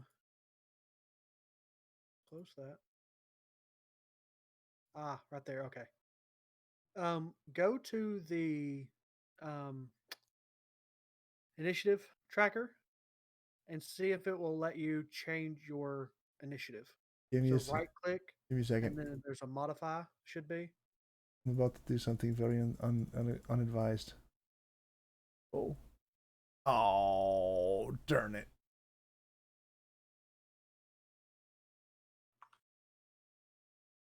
Roll. Aha. That is almost a straight 100 or straight 10 roll across the board. Okay.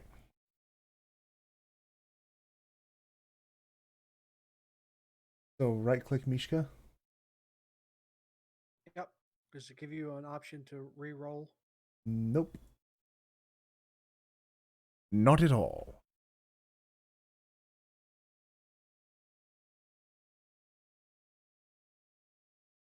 Like we're starting to like turn into a tanky kind of party here a little bit.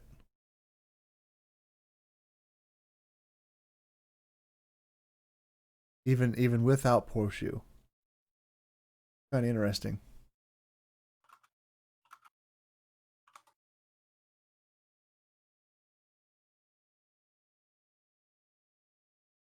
By the way, how have you figured out how to get this thing popped out yet? Nope. I was looking it up and then I got distracted by other people. Oh well, I can just shrink it by double clicking on the top bar of it, so that makes it a little bit easier. Rather than Yeah. having to go through sorting through menus, I can just shrink it and then pop it back up. But So it doesn't let you when you right click, it doesn't give you the option to modify the initiative roll.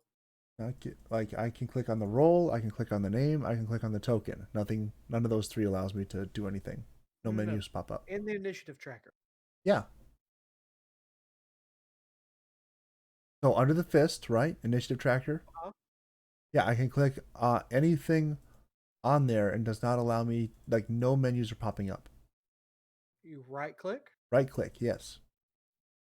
I can right click on the initiative, I can right click on my name, I can right click on my token, I can right click in the blank space. None of those brings up anything. Must be mod only. Oh. Only. Oh. Oh, that's cool. What? I'm checking to see if this is what I think it is. Please do share. Will share as soon as I confirm. Um. Oh yes.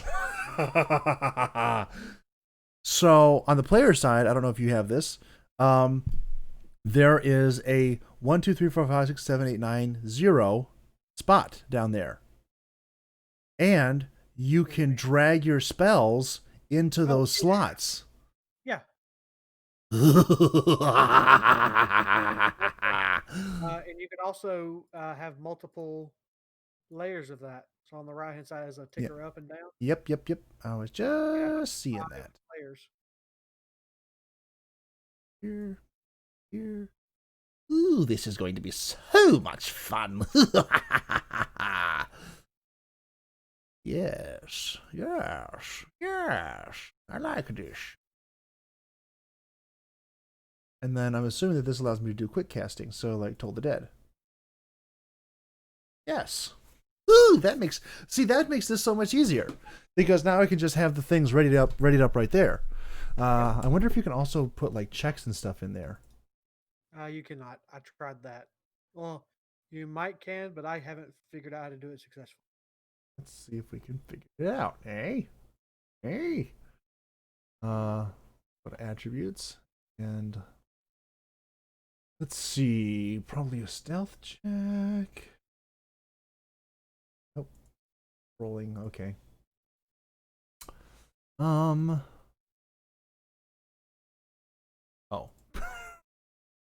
Never mind. That would be incorrect.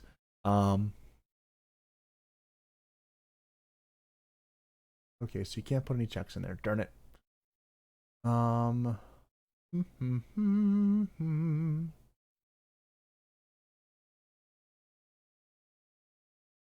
Positive number of hit points. All right. Good. Inventory. Let's. Do I have everything equipped here properly? I don't know. Hmm.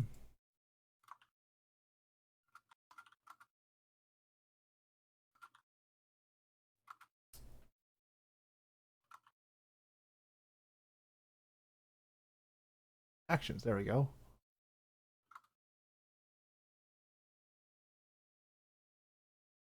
Right. Okay. This is truly the world's worst podcast right now. Just want to point that out. Oh yeah, we are totally far away from anything remotely useful. Let's see here. Spell templates. Oh.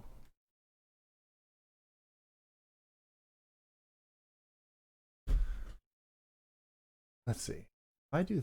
Let's just check this out. Actually, let's. Okay. So I figured out how to delete Formal. the template. Is there a way to move the template?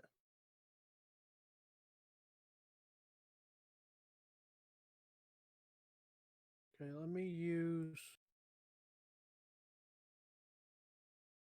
Rorcos.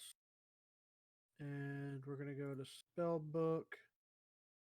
And I'm going to do So this does not automatically consume crossbow fire. That's sorry? so I was checking to see if I could automatically consume crossbow bolts, but I cannot. No. That would be beneficial. It'd be a lot easier to keep track of that. I might be able to find a module that will do that. I haven't even begun to look at all the mods. There are so many mods. Sure. Let's see here. Fairy Fire. Let's cast that.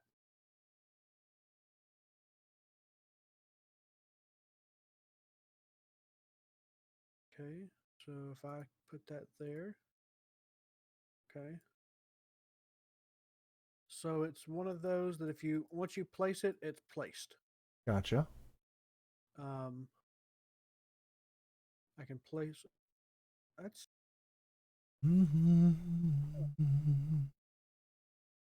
oh no, I figured it out. Haha. You figured out what? Haha.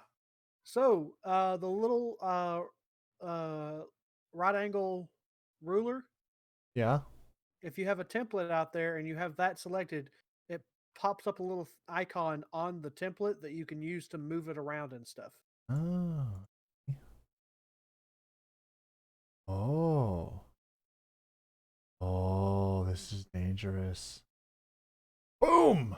Ha ha ha ha ha.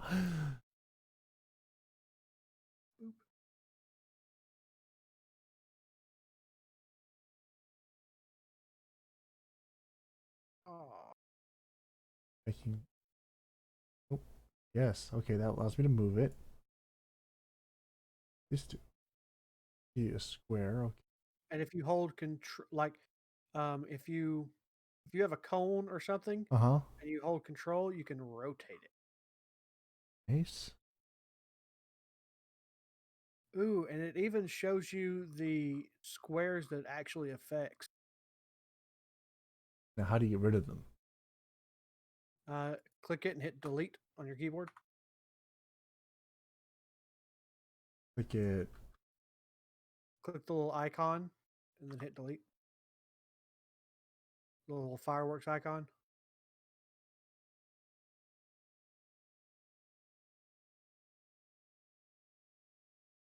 There is no icon. There's no icon. Are you on the left-handed ruler or the right angle Oh, ruler? got it. Mind. Okay. There we are. That makes life a lot easier. Oh, there's the bookmark thing. You must have one or more tokens controlled to use this option. Ooh. So Ooh. you see on where I've put Fairy Fire, and you see it says saving throw DC 13 dexterity. Huh? So if you were to cast that on the kobold, well, actually, it's an area effect. So if you were to cast it and kobold is one affected, I can just click on the kobold and then go over to click saving throw DC 13, Uh-huh. and it automatically rolls for the kobold. So I don't have to go find it on his character sheet. Nice. Yep, I can do the same thing for me. Nice. Yes, everybody can do it. Just super helpful. Super helpful. Roll 20. Why haven't you ever done this? What are the arrows on the sides of the token? I think he's talking about arrows on the side of the token. Where's that? Um, no idea. I mean, they're probably just the targeting. Can hide their own cursor? I don't know if you'd want to, but might try in certain settings. Probably. Oh, Oh, damage. look. 1. Really? Happy about that. I think that should have a spell casting modifier attached to the damage. I'm just gonna be honest right there. So on if you right click the token, it gives you options. The cloaked figure puts you on invisible. Uh-huh. I don't know if you have that option. For me, Yeah. Do you have it? so I have like a target, I have a 0, I have some sort of like Glowy man. glowy man, and then I have 2 swords and a shield. Two swords and a shield is initiative. The Okay. glowy man is the token markers. I'm trying to figure out how to add more, if that's Oh, even possible. Um, sleep kinds of stuff. I don't know what the 0 is. Hey, masters, you know what I am? Huh? You know what I am? I don't know. What are you? I'm radioactive, radioactive. Sorry. Um, I just thought that was funny for some reason. Um, and yes, my voice is totally blown out. I've been trying to sing like a rod all day long. Well, the arrow is something I was doing. It's like a target icon when clicking. Where's it? The Oh, is this? target, Is that target. the new like fallen down marker or prone marker? Maybe. The arrow. See here. Arrow with the number. Have no idea. This this is the way you do it. See here. Knowledge base. Token. Where are you? Token. Okay. So that's how you make tokens.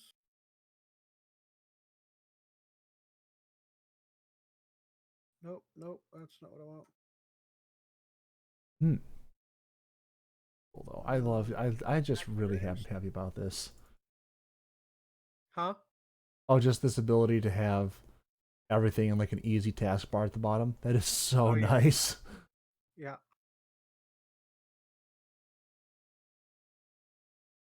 Yeah, this is like premium tier World's Worst podcast right here. We are not at all focused on Well, to anything. be fair, when we started this thing, we told people specifically, hey, this is literally just Gabby and I having a conversation. You're just in for the ride. Yep. We're having a conversation right now. It's a conversation about things we are doing on our screens, but it's a conversation. This is this is the kind of conversations we used to have before Gabby said, "Hey, let's do a podcast." Was it even me? Like really? Was it even me? It was you? Yes, absolutely. Was? Yes, this was not my idea. Oh, sure it wasn't. uh, Maybe. Okay, so once you have the ruler down, oh, it's space. That's what it is.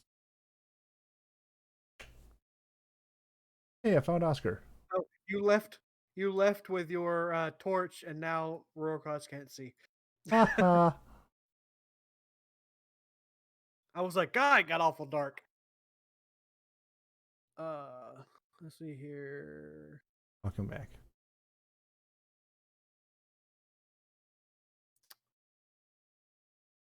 Yeah, this is Oh, super cool. her so annoying, and now I've got to do it twice. So wait a second. Is this the same forge that's been advertising on my This is uh Foundry, not Forge. Foundry, whatever?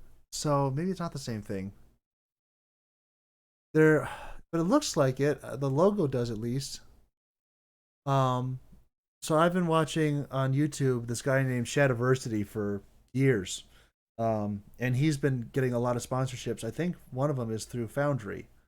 I mean, he's also done Campfire and a couple other ones, but like I think the primary one he's been getting recently has been Foundry. Aside from Raid Shadow Legends, like everyone has. Um, but actually, I don't think he's ever been. Yeah, he probably did a raid one. I just assume at this point everyone's had a raid sponsorship except for me. Um, but um, I think he has had a couple of Foundry sponsorships, which is interesting because I just kind of generally assumed that those are not for me, despite that they probably are. Um, Interesting. I'll have to catch up on his videos to see if that's the thing. See if he has a discount code. Aha! That's the real smart thing to do. Oh, okay. So, uh, that little arrow with the number beside it is your elevation. Wait, who to what? First thing is for you to input your elevation. So when Oh. Aurora uh, Haha! Flying satyr.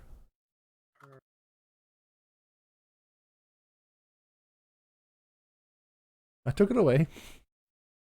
Nothing happening here. Don't worry about it. well, it was just cool because when you did it, it put up at the top plus 50 feet. Yep. Alright. What does the spell even do? It's probably. Oh, you can just click on the character and that comes up too. Awesome. What? Um, You're saying how you can click on your character, the token, and it pops up your character sheet? yeah. You could do that on Roll20. But I never did that on Roll20. Because I was always controlling through D&D Beyond. And I could just pop it out and put it in the other screen.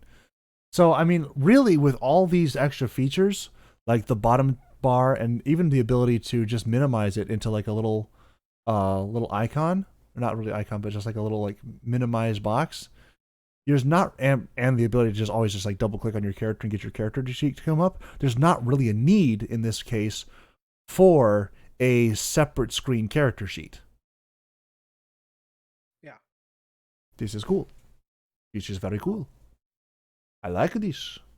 Monkey's still gonna have up his other one. I mean, yeah, there's things that will be useful reference material there. Um but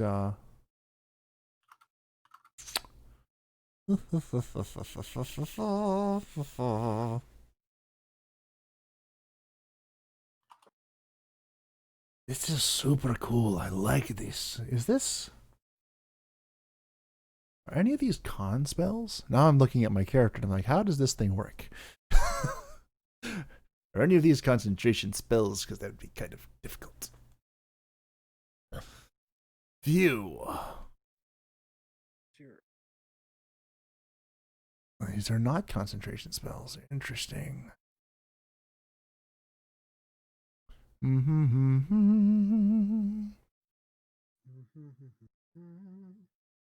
This is how things usually went. I would just start humming something. Masters would interpret it as being the Incredibles theme, and then we'd start humming the Incredibles theme to each other for several minutes at a time, and then we go, "Why are we doing this? I don't know. Here we go." Da da da da da. Da, da, da, da, da. Da da da da da da. Oh.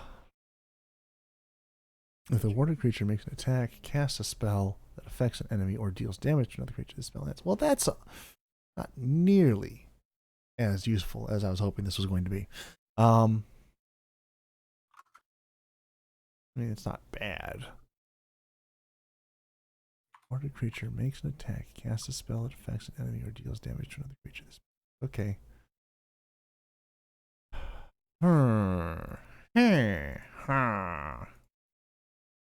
Why do they say to take this one?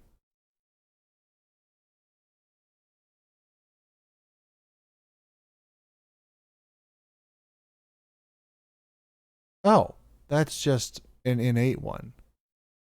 Gotcha. I'm like, why do we have this random spell? I don't remember putting this on my character. Oh, I guess there's a reason for that. Ah, who'd have thunk it? Oh, by the way, you can also use WAS and D or the arrow keys to move your token. Oh, that's unfair. That's too easy. Darn you for Foundry, whatever you are. That's gonna be a thing.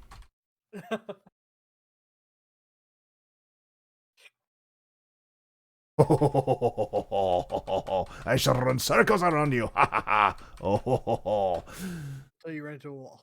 You know, that's neither here nor there.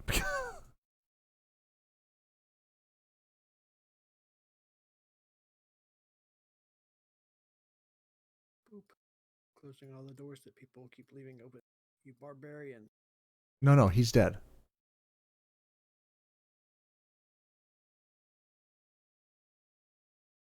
Oh yeah, Monkey knows this. Well, I've already spoken to Monkey about this. He was the one that helped me test things early on. you know, Somebody was busy. I have a job. It's a part of what I do. It's how I earn money. How I pay rent. Yeah, you see how the trees are moving, but you can see the tree. Uh-huh. Yes. It's cool. It's the one thing that I wanted from Roll20 that they would not give me. The ability to see trees but not see behind them. Yes. Ah.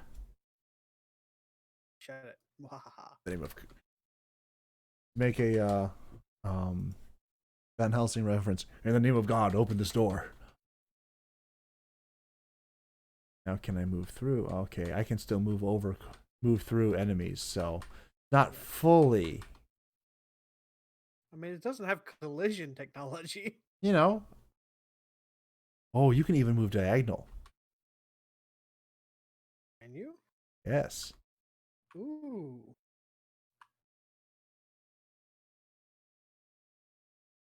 D&D checkers is now a thing.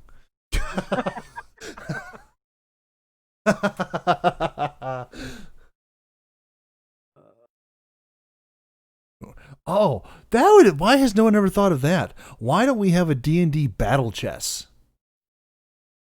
I'm sure they do. I mean, like, why don't we do it? I mean, aside from the fact that we'd need a lot more people. Like, a lot more people. They stab you. Take damage. I'm sorry. Wait a second, is that... Take 6 damage. Oh, is this... What? It's a bonus action. Aha! That makes more sense.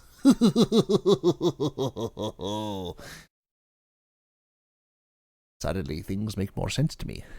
And it's delightful. Sanctuary? What? Yeah, I was trying to figure out what the point of Sanctuary is. I'm like, why do I have this? It's an innate thing for the kind of sorcerer I am, but I'm just like, what is the usefulness of this? Yeah, it's a way to uh, make enemies second guess whether or not they want to punch somebody. Mm-hmm. But as soon as that thing that is being protected decides to punch somebody, it is no longer sanctuaried. Yes, but this can be very But if beneficial. there is a team member that is getting welled, like that fight that you guys had where you were ambushed, Yes.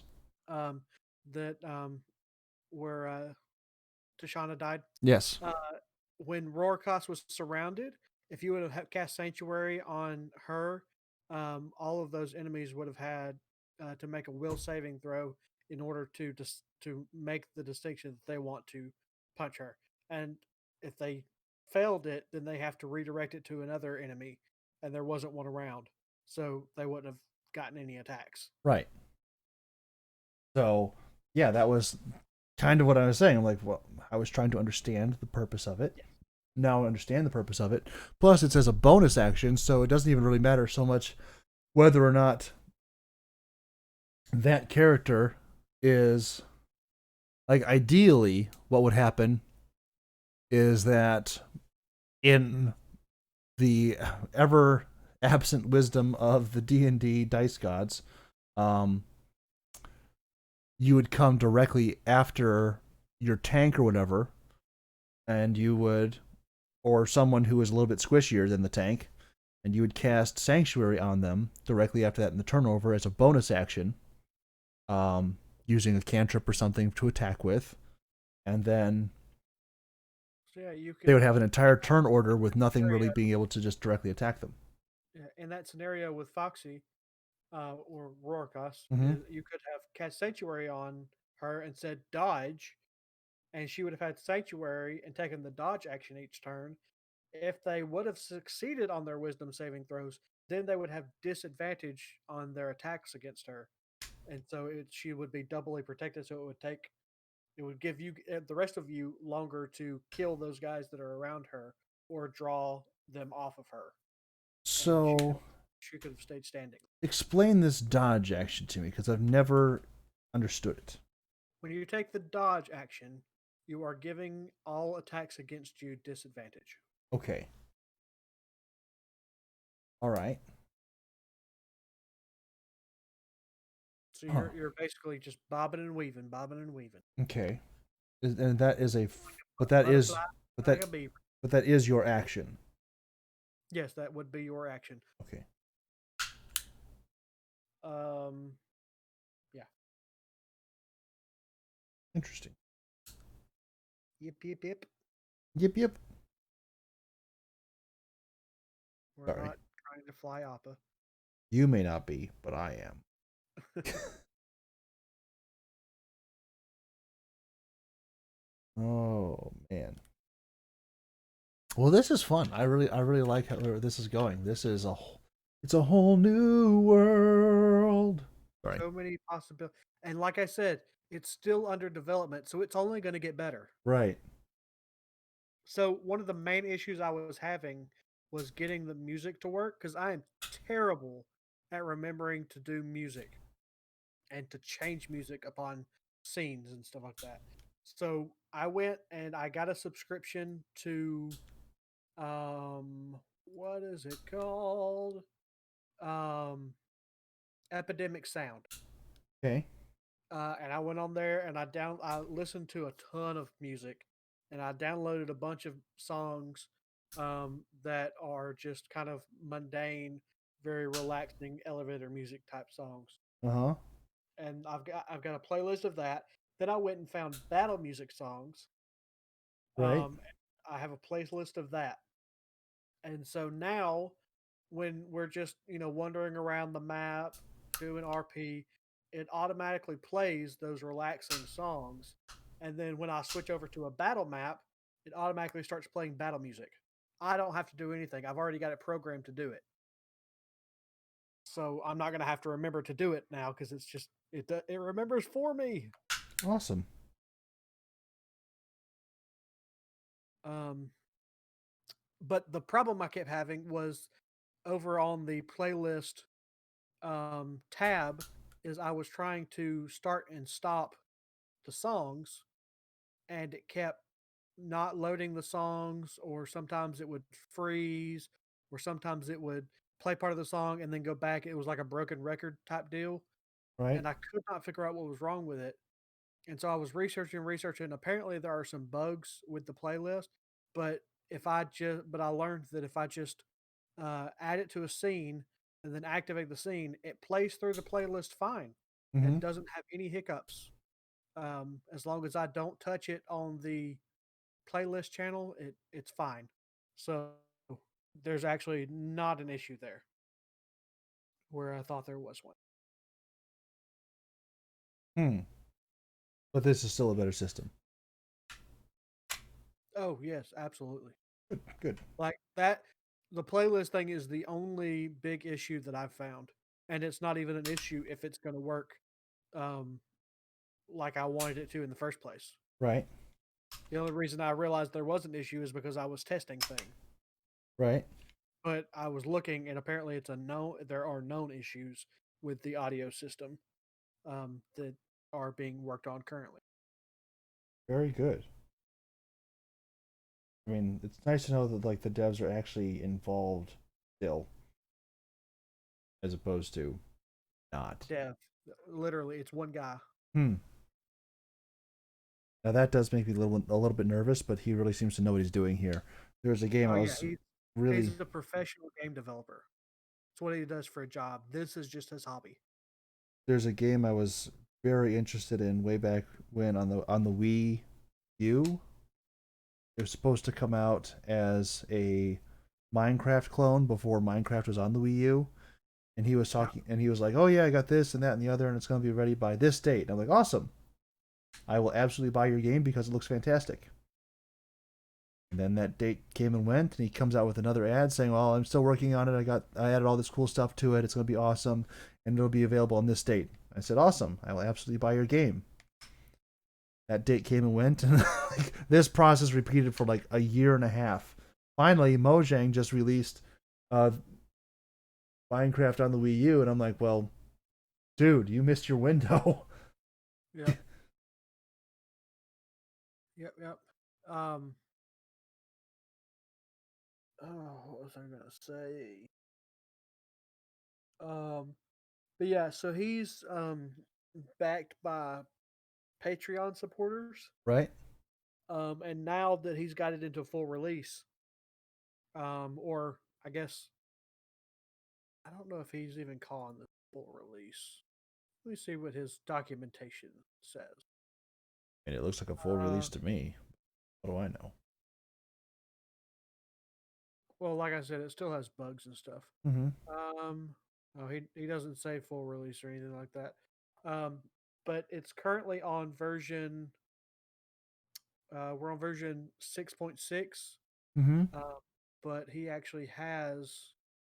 Um, uh, he actually has version 7.4 available. That's in beta. Right? He released on the 13th. Of Um, November? of October. We're Eh, still in October. It's the 17th now. So if it's already been released, it's already been released. Yes, Okay. he has the beta version of 7.4 that he released on October 13th. Okay. You said it was going to be released. So I was trying to figure that out. Sorry. Oh, my bad. Um, but yeah, so he has already uh four more, five more, because it's 7.0, 7.1, 7.2, 7.3, and 7.4 Mm-hmm. uh, of fixes that he has done since the official release. But I'm not going to um, touch that until it gets into a release state, just in case there are things that break.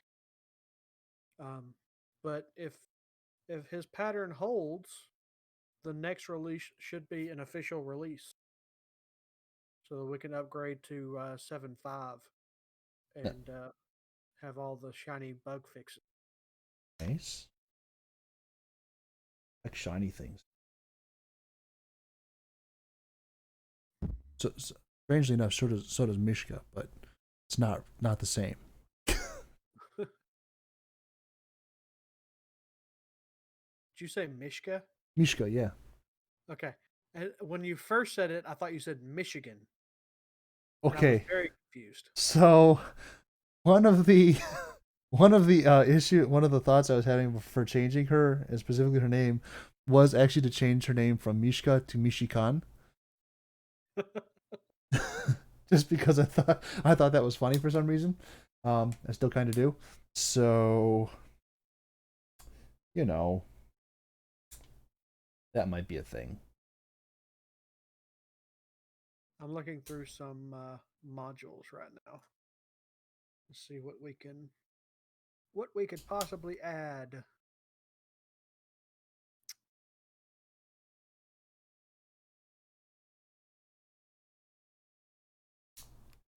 I could add a module that translates everything into Italian. That'd be fun.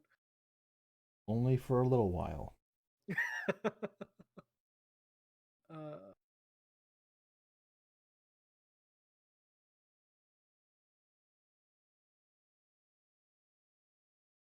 Hmm.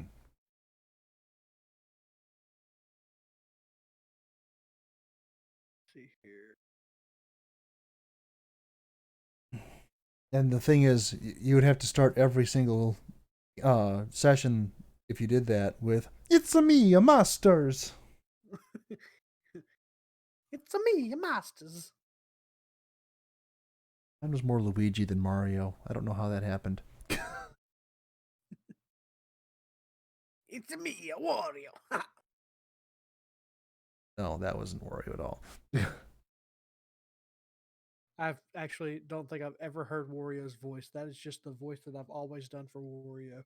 It's like big and broad, Wario kind of thing, but that's not it. It's also much more French than it should be. I really have this Tarad thing going on. It's just an issue. I'm trying to fix it. Uh,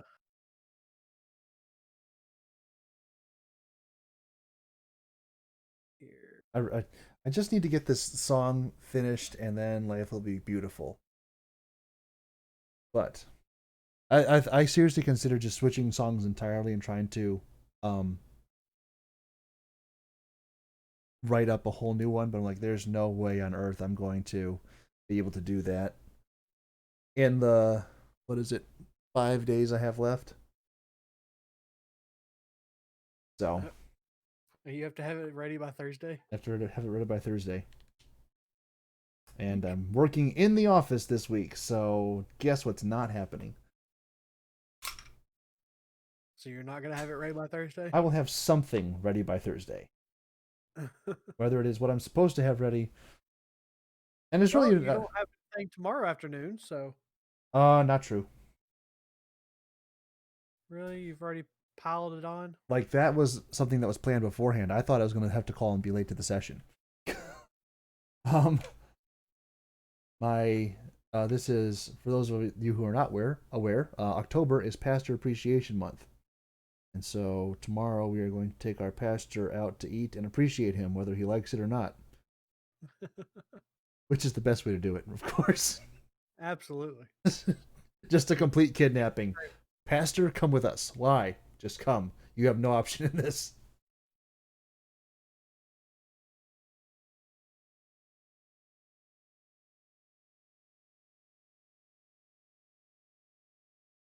Masters, I'm having a problem. Yep. What? I want to buy another gun.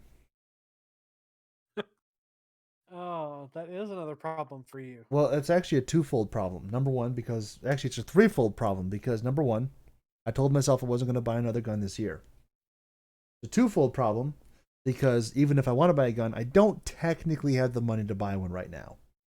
And it's a threefold problem because not only did I tell myself I wasn't going to buy one, and not only do I not technically have the money right now, the guns that I want to buy are all sold out everywhere. Well, that's good. It's bad. Came out with sold out. But I want it. I want some precious. Give it to me. Ooh, we could also translate it to French. Oui, oui. No.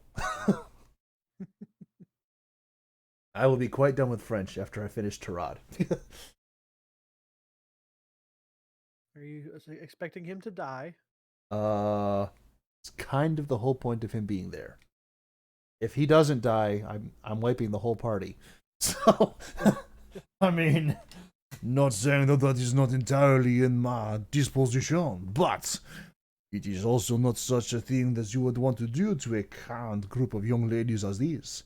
Unless, of course, since it is Terrald, he may have some fancier designs upon them. So, have they actually spoken to you in this character voice No, in person? no. All they've gotten is the recording. Just been that recording. Yep.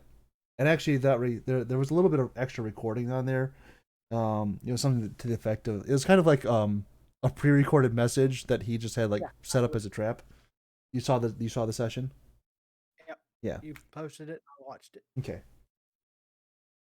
Yeah. Yeah. Remember, I was telling you that you had a new fan base. Yeah. I did hear that. I do recall. Looking through these modules to see if there's anything interesting to add. I've added a couple of things so far that I'm going to play with. One said token HUD, which is the thing when you right click. Apparently, it adds more things. I want to play around with that to see what it adds. Mm-hmm. And it's very useful. And then I found one to hide DM roles, which I didn't know was a thing that wasn't available yet. Um.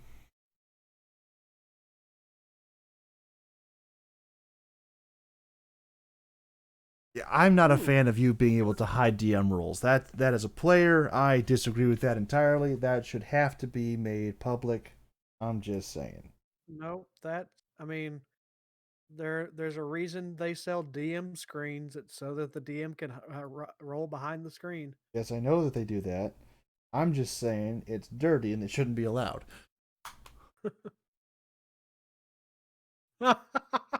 uh, okay.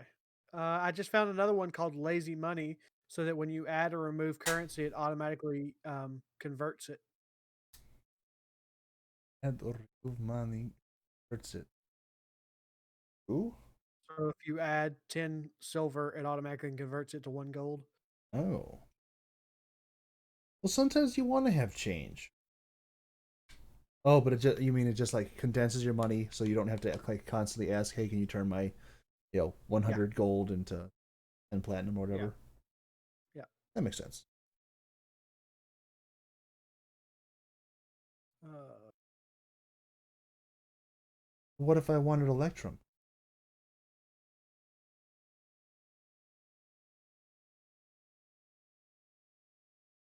Masters Electrum is an option. of Electrum. I don't know why. It's 5 Electrum per gold. No.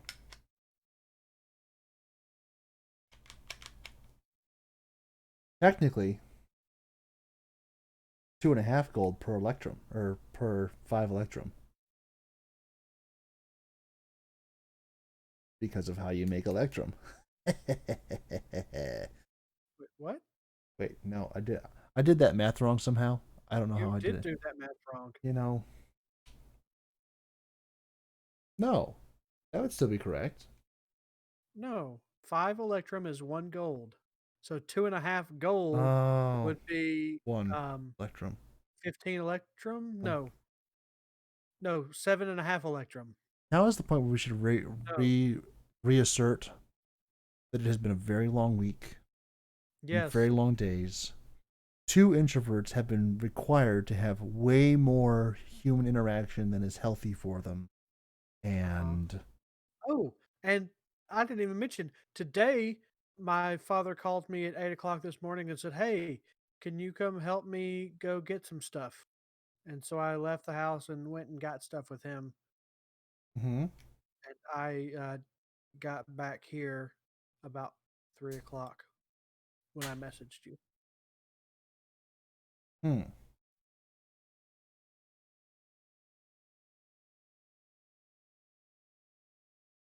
hmm. We can translate it to Korean. Only Korean I know is Gangnam Style. I didn't even know that was Korean. That's Korean. Do you know a little Korean too? Except for you don't know what it means. I don't know what it means either. Um,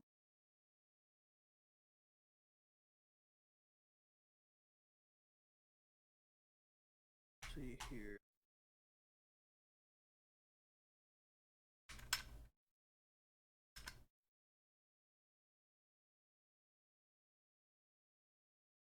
Be here what?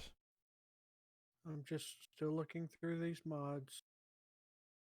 See if there's anything. I'm not even halfway through this list. So, what kind of mod? Are these like third-party mods, or are these like innate? Yeah, third party mods. Really? They already got third-party mods for this. Yeah, he's been working on this since uh, February 2019. Okay, yeah, that makes sense. As long as this is still the same, yeah. As long as this is the advertisements I've been seeing, which I don't have any, aren't the same.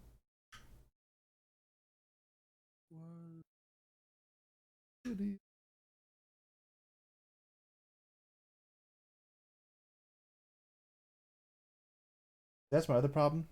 There we go. Status icon counters. So now we can add counters to the status token effects, like we did in Roll20. Right? Are these mods free? Yes. Well, some of them are. Most of them are.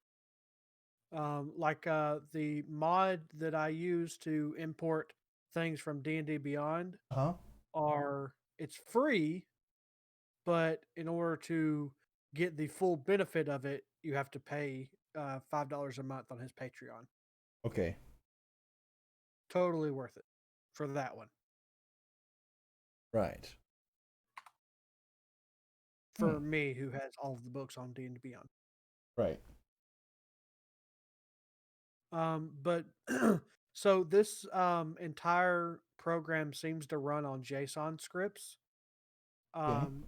So D&D Beyond, or the thing I have, literally just goes to D&D Beyond, gets the JSON file, and moves it over into Foundry automatically. So theoretically, if you know how to do JSON stuff, you could just do it manually, or not manually, but do it yourself. I'm going to pretend like I know what JSON even is. JavaScript. I don't know what SON stands for. Make a semi-racist Notation joke. is the N, I think. Okay. Dang it! Now I've got to look it up.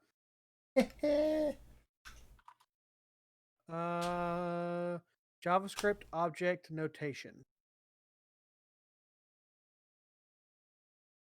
It's an open standard file format and data interchange format that uses human readable text to store a transmitted data object consisting of attribute values, pairs, and arrays.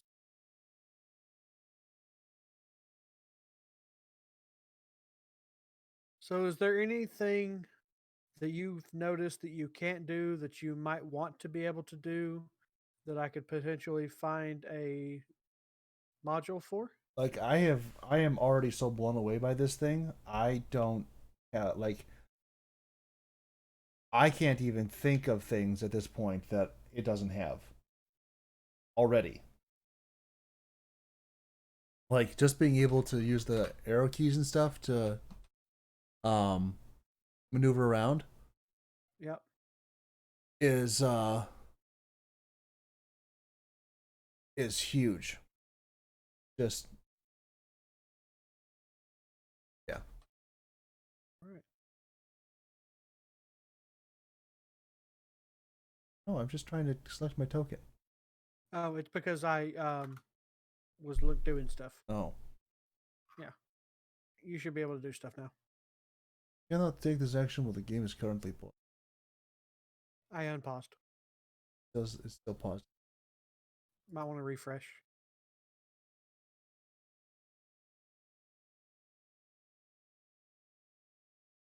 That is useful though, because that'll keep people from messing with your board. Yes. So if we're ever in a place where we have to stop like we did last week, I can just do that right there, and they can't move anything. Right. So there's no room exploring or anything like that Right. behind the scenes, which I've seen Foxy do. I'll have Roll20 still up, Uh-huh. and I'll go to be doing something, and I'll look, and Foxy's roaming around in the rooms. Hmm. It's like, I see you doing that. Okay, so I have Have? I have you might have to refresh it. Oh, there you are. Okay. Let's see what this does. Didn't do anything. I feel gypped. I mean, alternatively, you could just apply paralysis to Foxy every time we leave.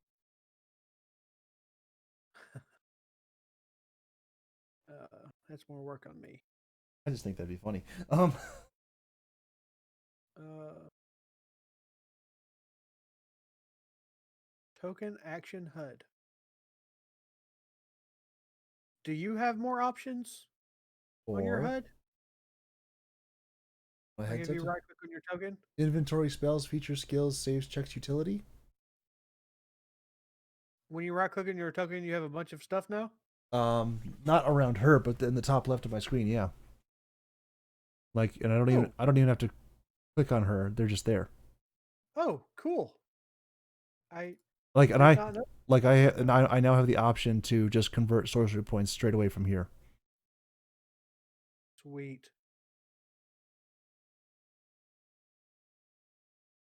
All my spells are here. My inventory's here. Saves are here. Checks are here. Utility. That is dope. I'm glad I did that. Yeah, that's a like So that's the character sheet is becoming less and less important all the time. uh, oh, and you can add more categories if you click on the little book. On the little book. What little book? Oh, and you can move it around. Yeah, I'm quite sure you can. When you're hovering over it, do you not see a little book at the end I now beside see. utility? I now see the book. Yes. Okay. Okay, there's that. Oh, also I added the pop out one, so that works fine. Lazy money. Pop out. Yeah. But Uh, like even. Wait a second. Let me just try it here. Okay. Pop out. Okay, and then I could just drag this over here, and I have full access to our complete character sheet. Okay. Awesome. okay, that didn't. Oh, okay, so that's what that does. Okay, so now if you have you currently have 15 gold, remember that. All Yeah. right, I'm going to add 500 silver to your character sheet. I'm going to find a So way to get your prevent you character from sheet open. getting. What? You've got your character sheet open Absolutely, I do. on your inventory. Inventory. Yes, I do. Beside currency, you see little coins. If you click that, Wait. and then it pops up a little window, and you hit yes, it automatically converts everything to the highest possible value. So now you have 6 platinum and 5 gold instead of 15 gold and 500 silver. Wait. Say what? Currency. Okay. Yep, I see it. Awesome. I'm Cool. going to put you back to what you had. Appreciate it.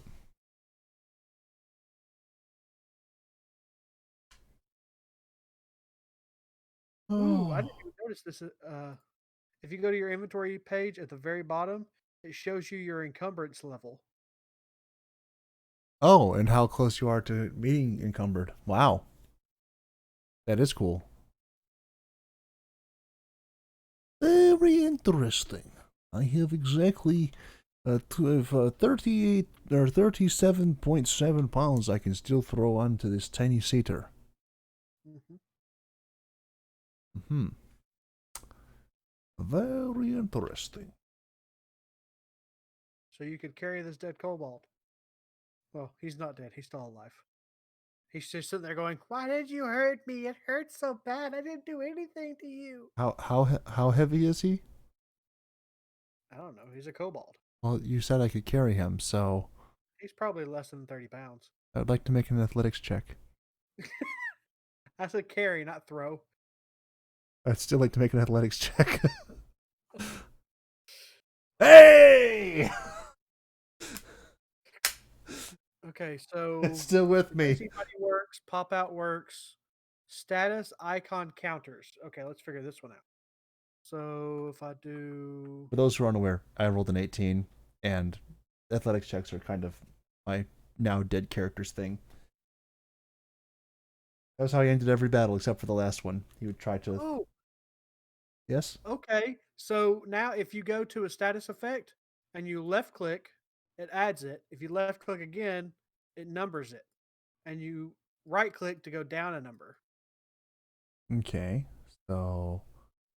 So you could say that's one death saving, failed death saving throw. That's two failed death saving throws. Oh, You that could is do useful. that's I'm drowning! uh, What is this, though? Is that a sanctuary? It looks like a sanctuary. Oh, the shield with a cross on it. yeah.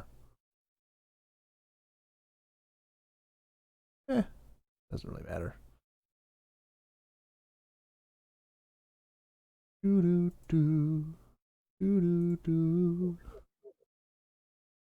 So yeah, I also have this dice so nice that I took off.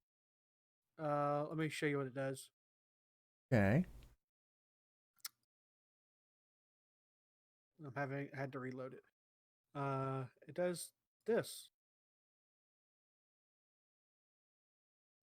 Oh, that's actually kind of cool. I kind of like that.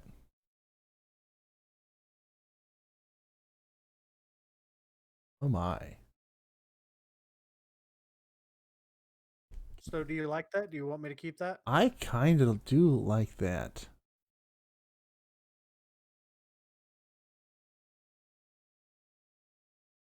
I mean, it's nice for the people who don't actually have fancy dice to throw around their house, you know. Get some before we go to Evermore. Um, Fortunately, I have time. All right, Mr. Gavi. Unfortunately, I think that's where I'm going to have to call it for tonight. All right. I've got to get up at 4:30. We had an almost entirely D&D based podcast. It worked out. Um, you have to go to work at 4:30. No, I have to take my grandmother to go see her dying brother. Oh, right. I just did not hear that correctly. I'm sorry. Like I said, it's been a long day, long week. But as always, it has been it has been fun to my. I'm gonna stop. It has been fun. Wow. Wow. It has been fun, my friend. Now we've come to the end. Actually, only like 11:15. I might try and. No, I'm not going to do that. My neighbor might get their drill back out and try and get through the wall to me if I start singing at this time of night. So I'm not going to do that. Instead, I'm just going to go to bed. But thank you for everyone for tuning in, listening in, watching. If you liked what you heard, please consider subscribing to wherever you are listening in. If you would like to get better access to what's going on, please check out the Discord, which is linked in the description down below. There'll be a channel there called World's Worst Podcast Interaction Channel, and that will allow you to see what we're doing, either live or if we have visuals that we want to share with you. That's where they'll be. Um, please do share this podcast with either people that you like because you enjoyed it, or if you didn't enjoy it, share with people that you didn't like and ruin their day. That also works. In either case, please share this podcast. That helps us grow and to become the eventual taker-overs of this internet space. Oops, I said the quiet part out loud. All right. I didn't hear it. What? I didn't hear it. That's okay. That's good. All right. So yeah, hopefully we'll see you all next week. Looking forward to it. Again, thank you all for tuning in, and we'll see you all next time, I would presume, provided I did in fact record this. And what? Found a new thing. Apparently, there's a thing that I can add that will allow you guys to toggle a torch, so I don't have to go and update every time. Oh, that would be very helpful. I like that. All right. Well then, we'll play with that offline, and you all have a fantastic week. We'll see you next time. Goodbye.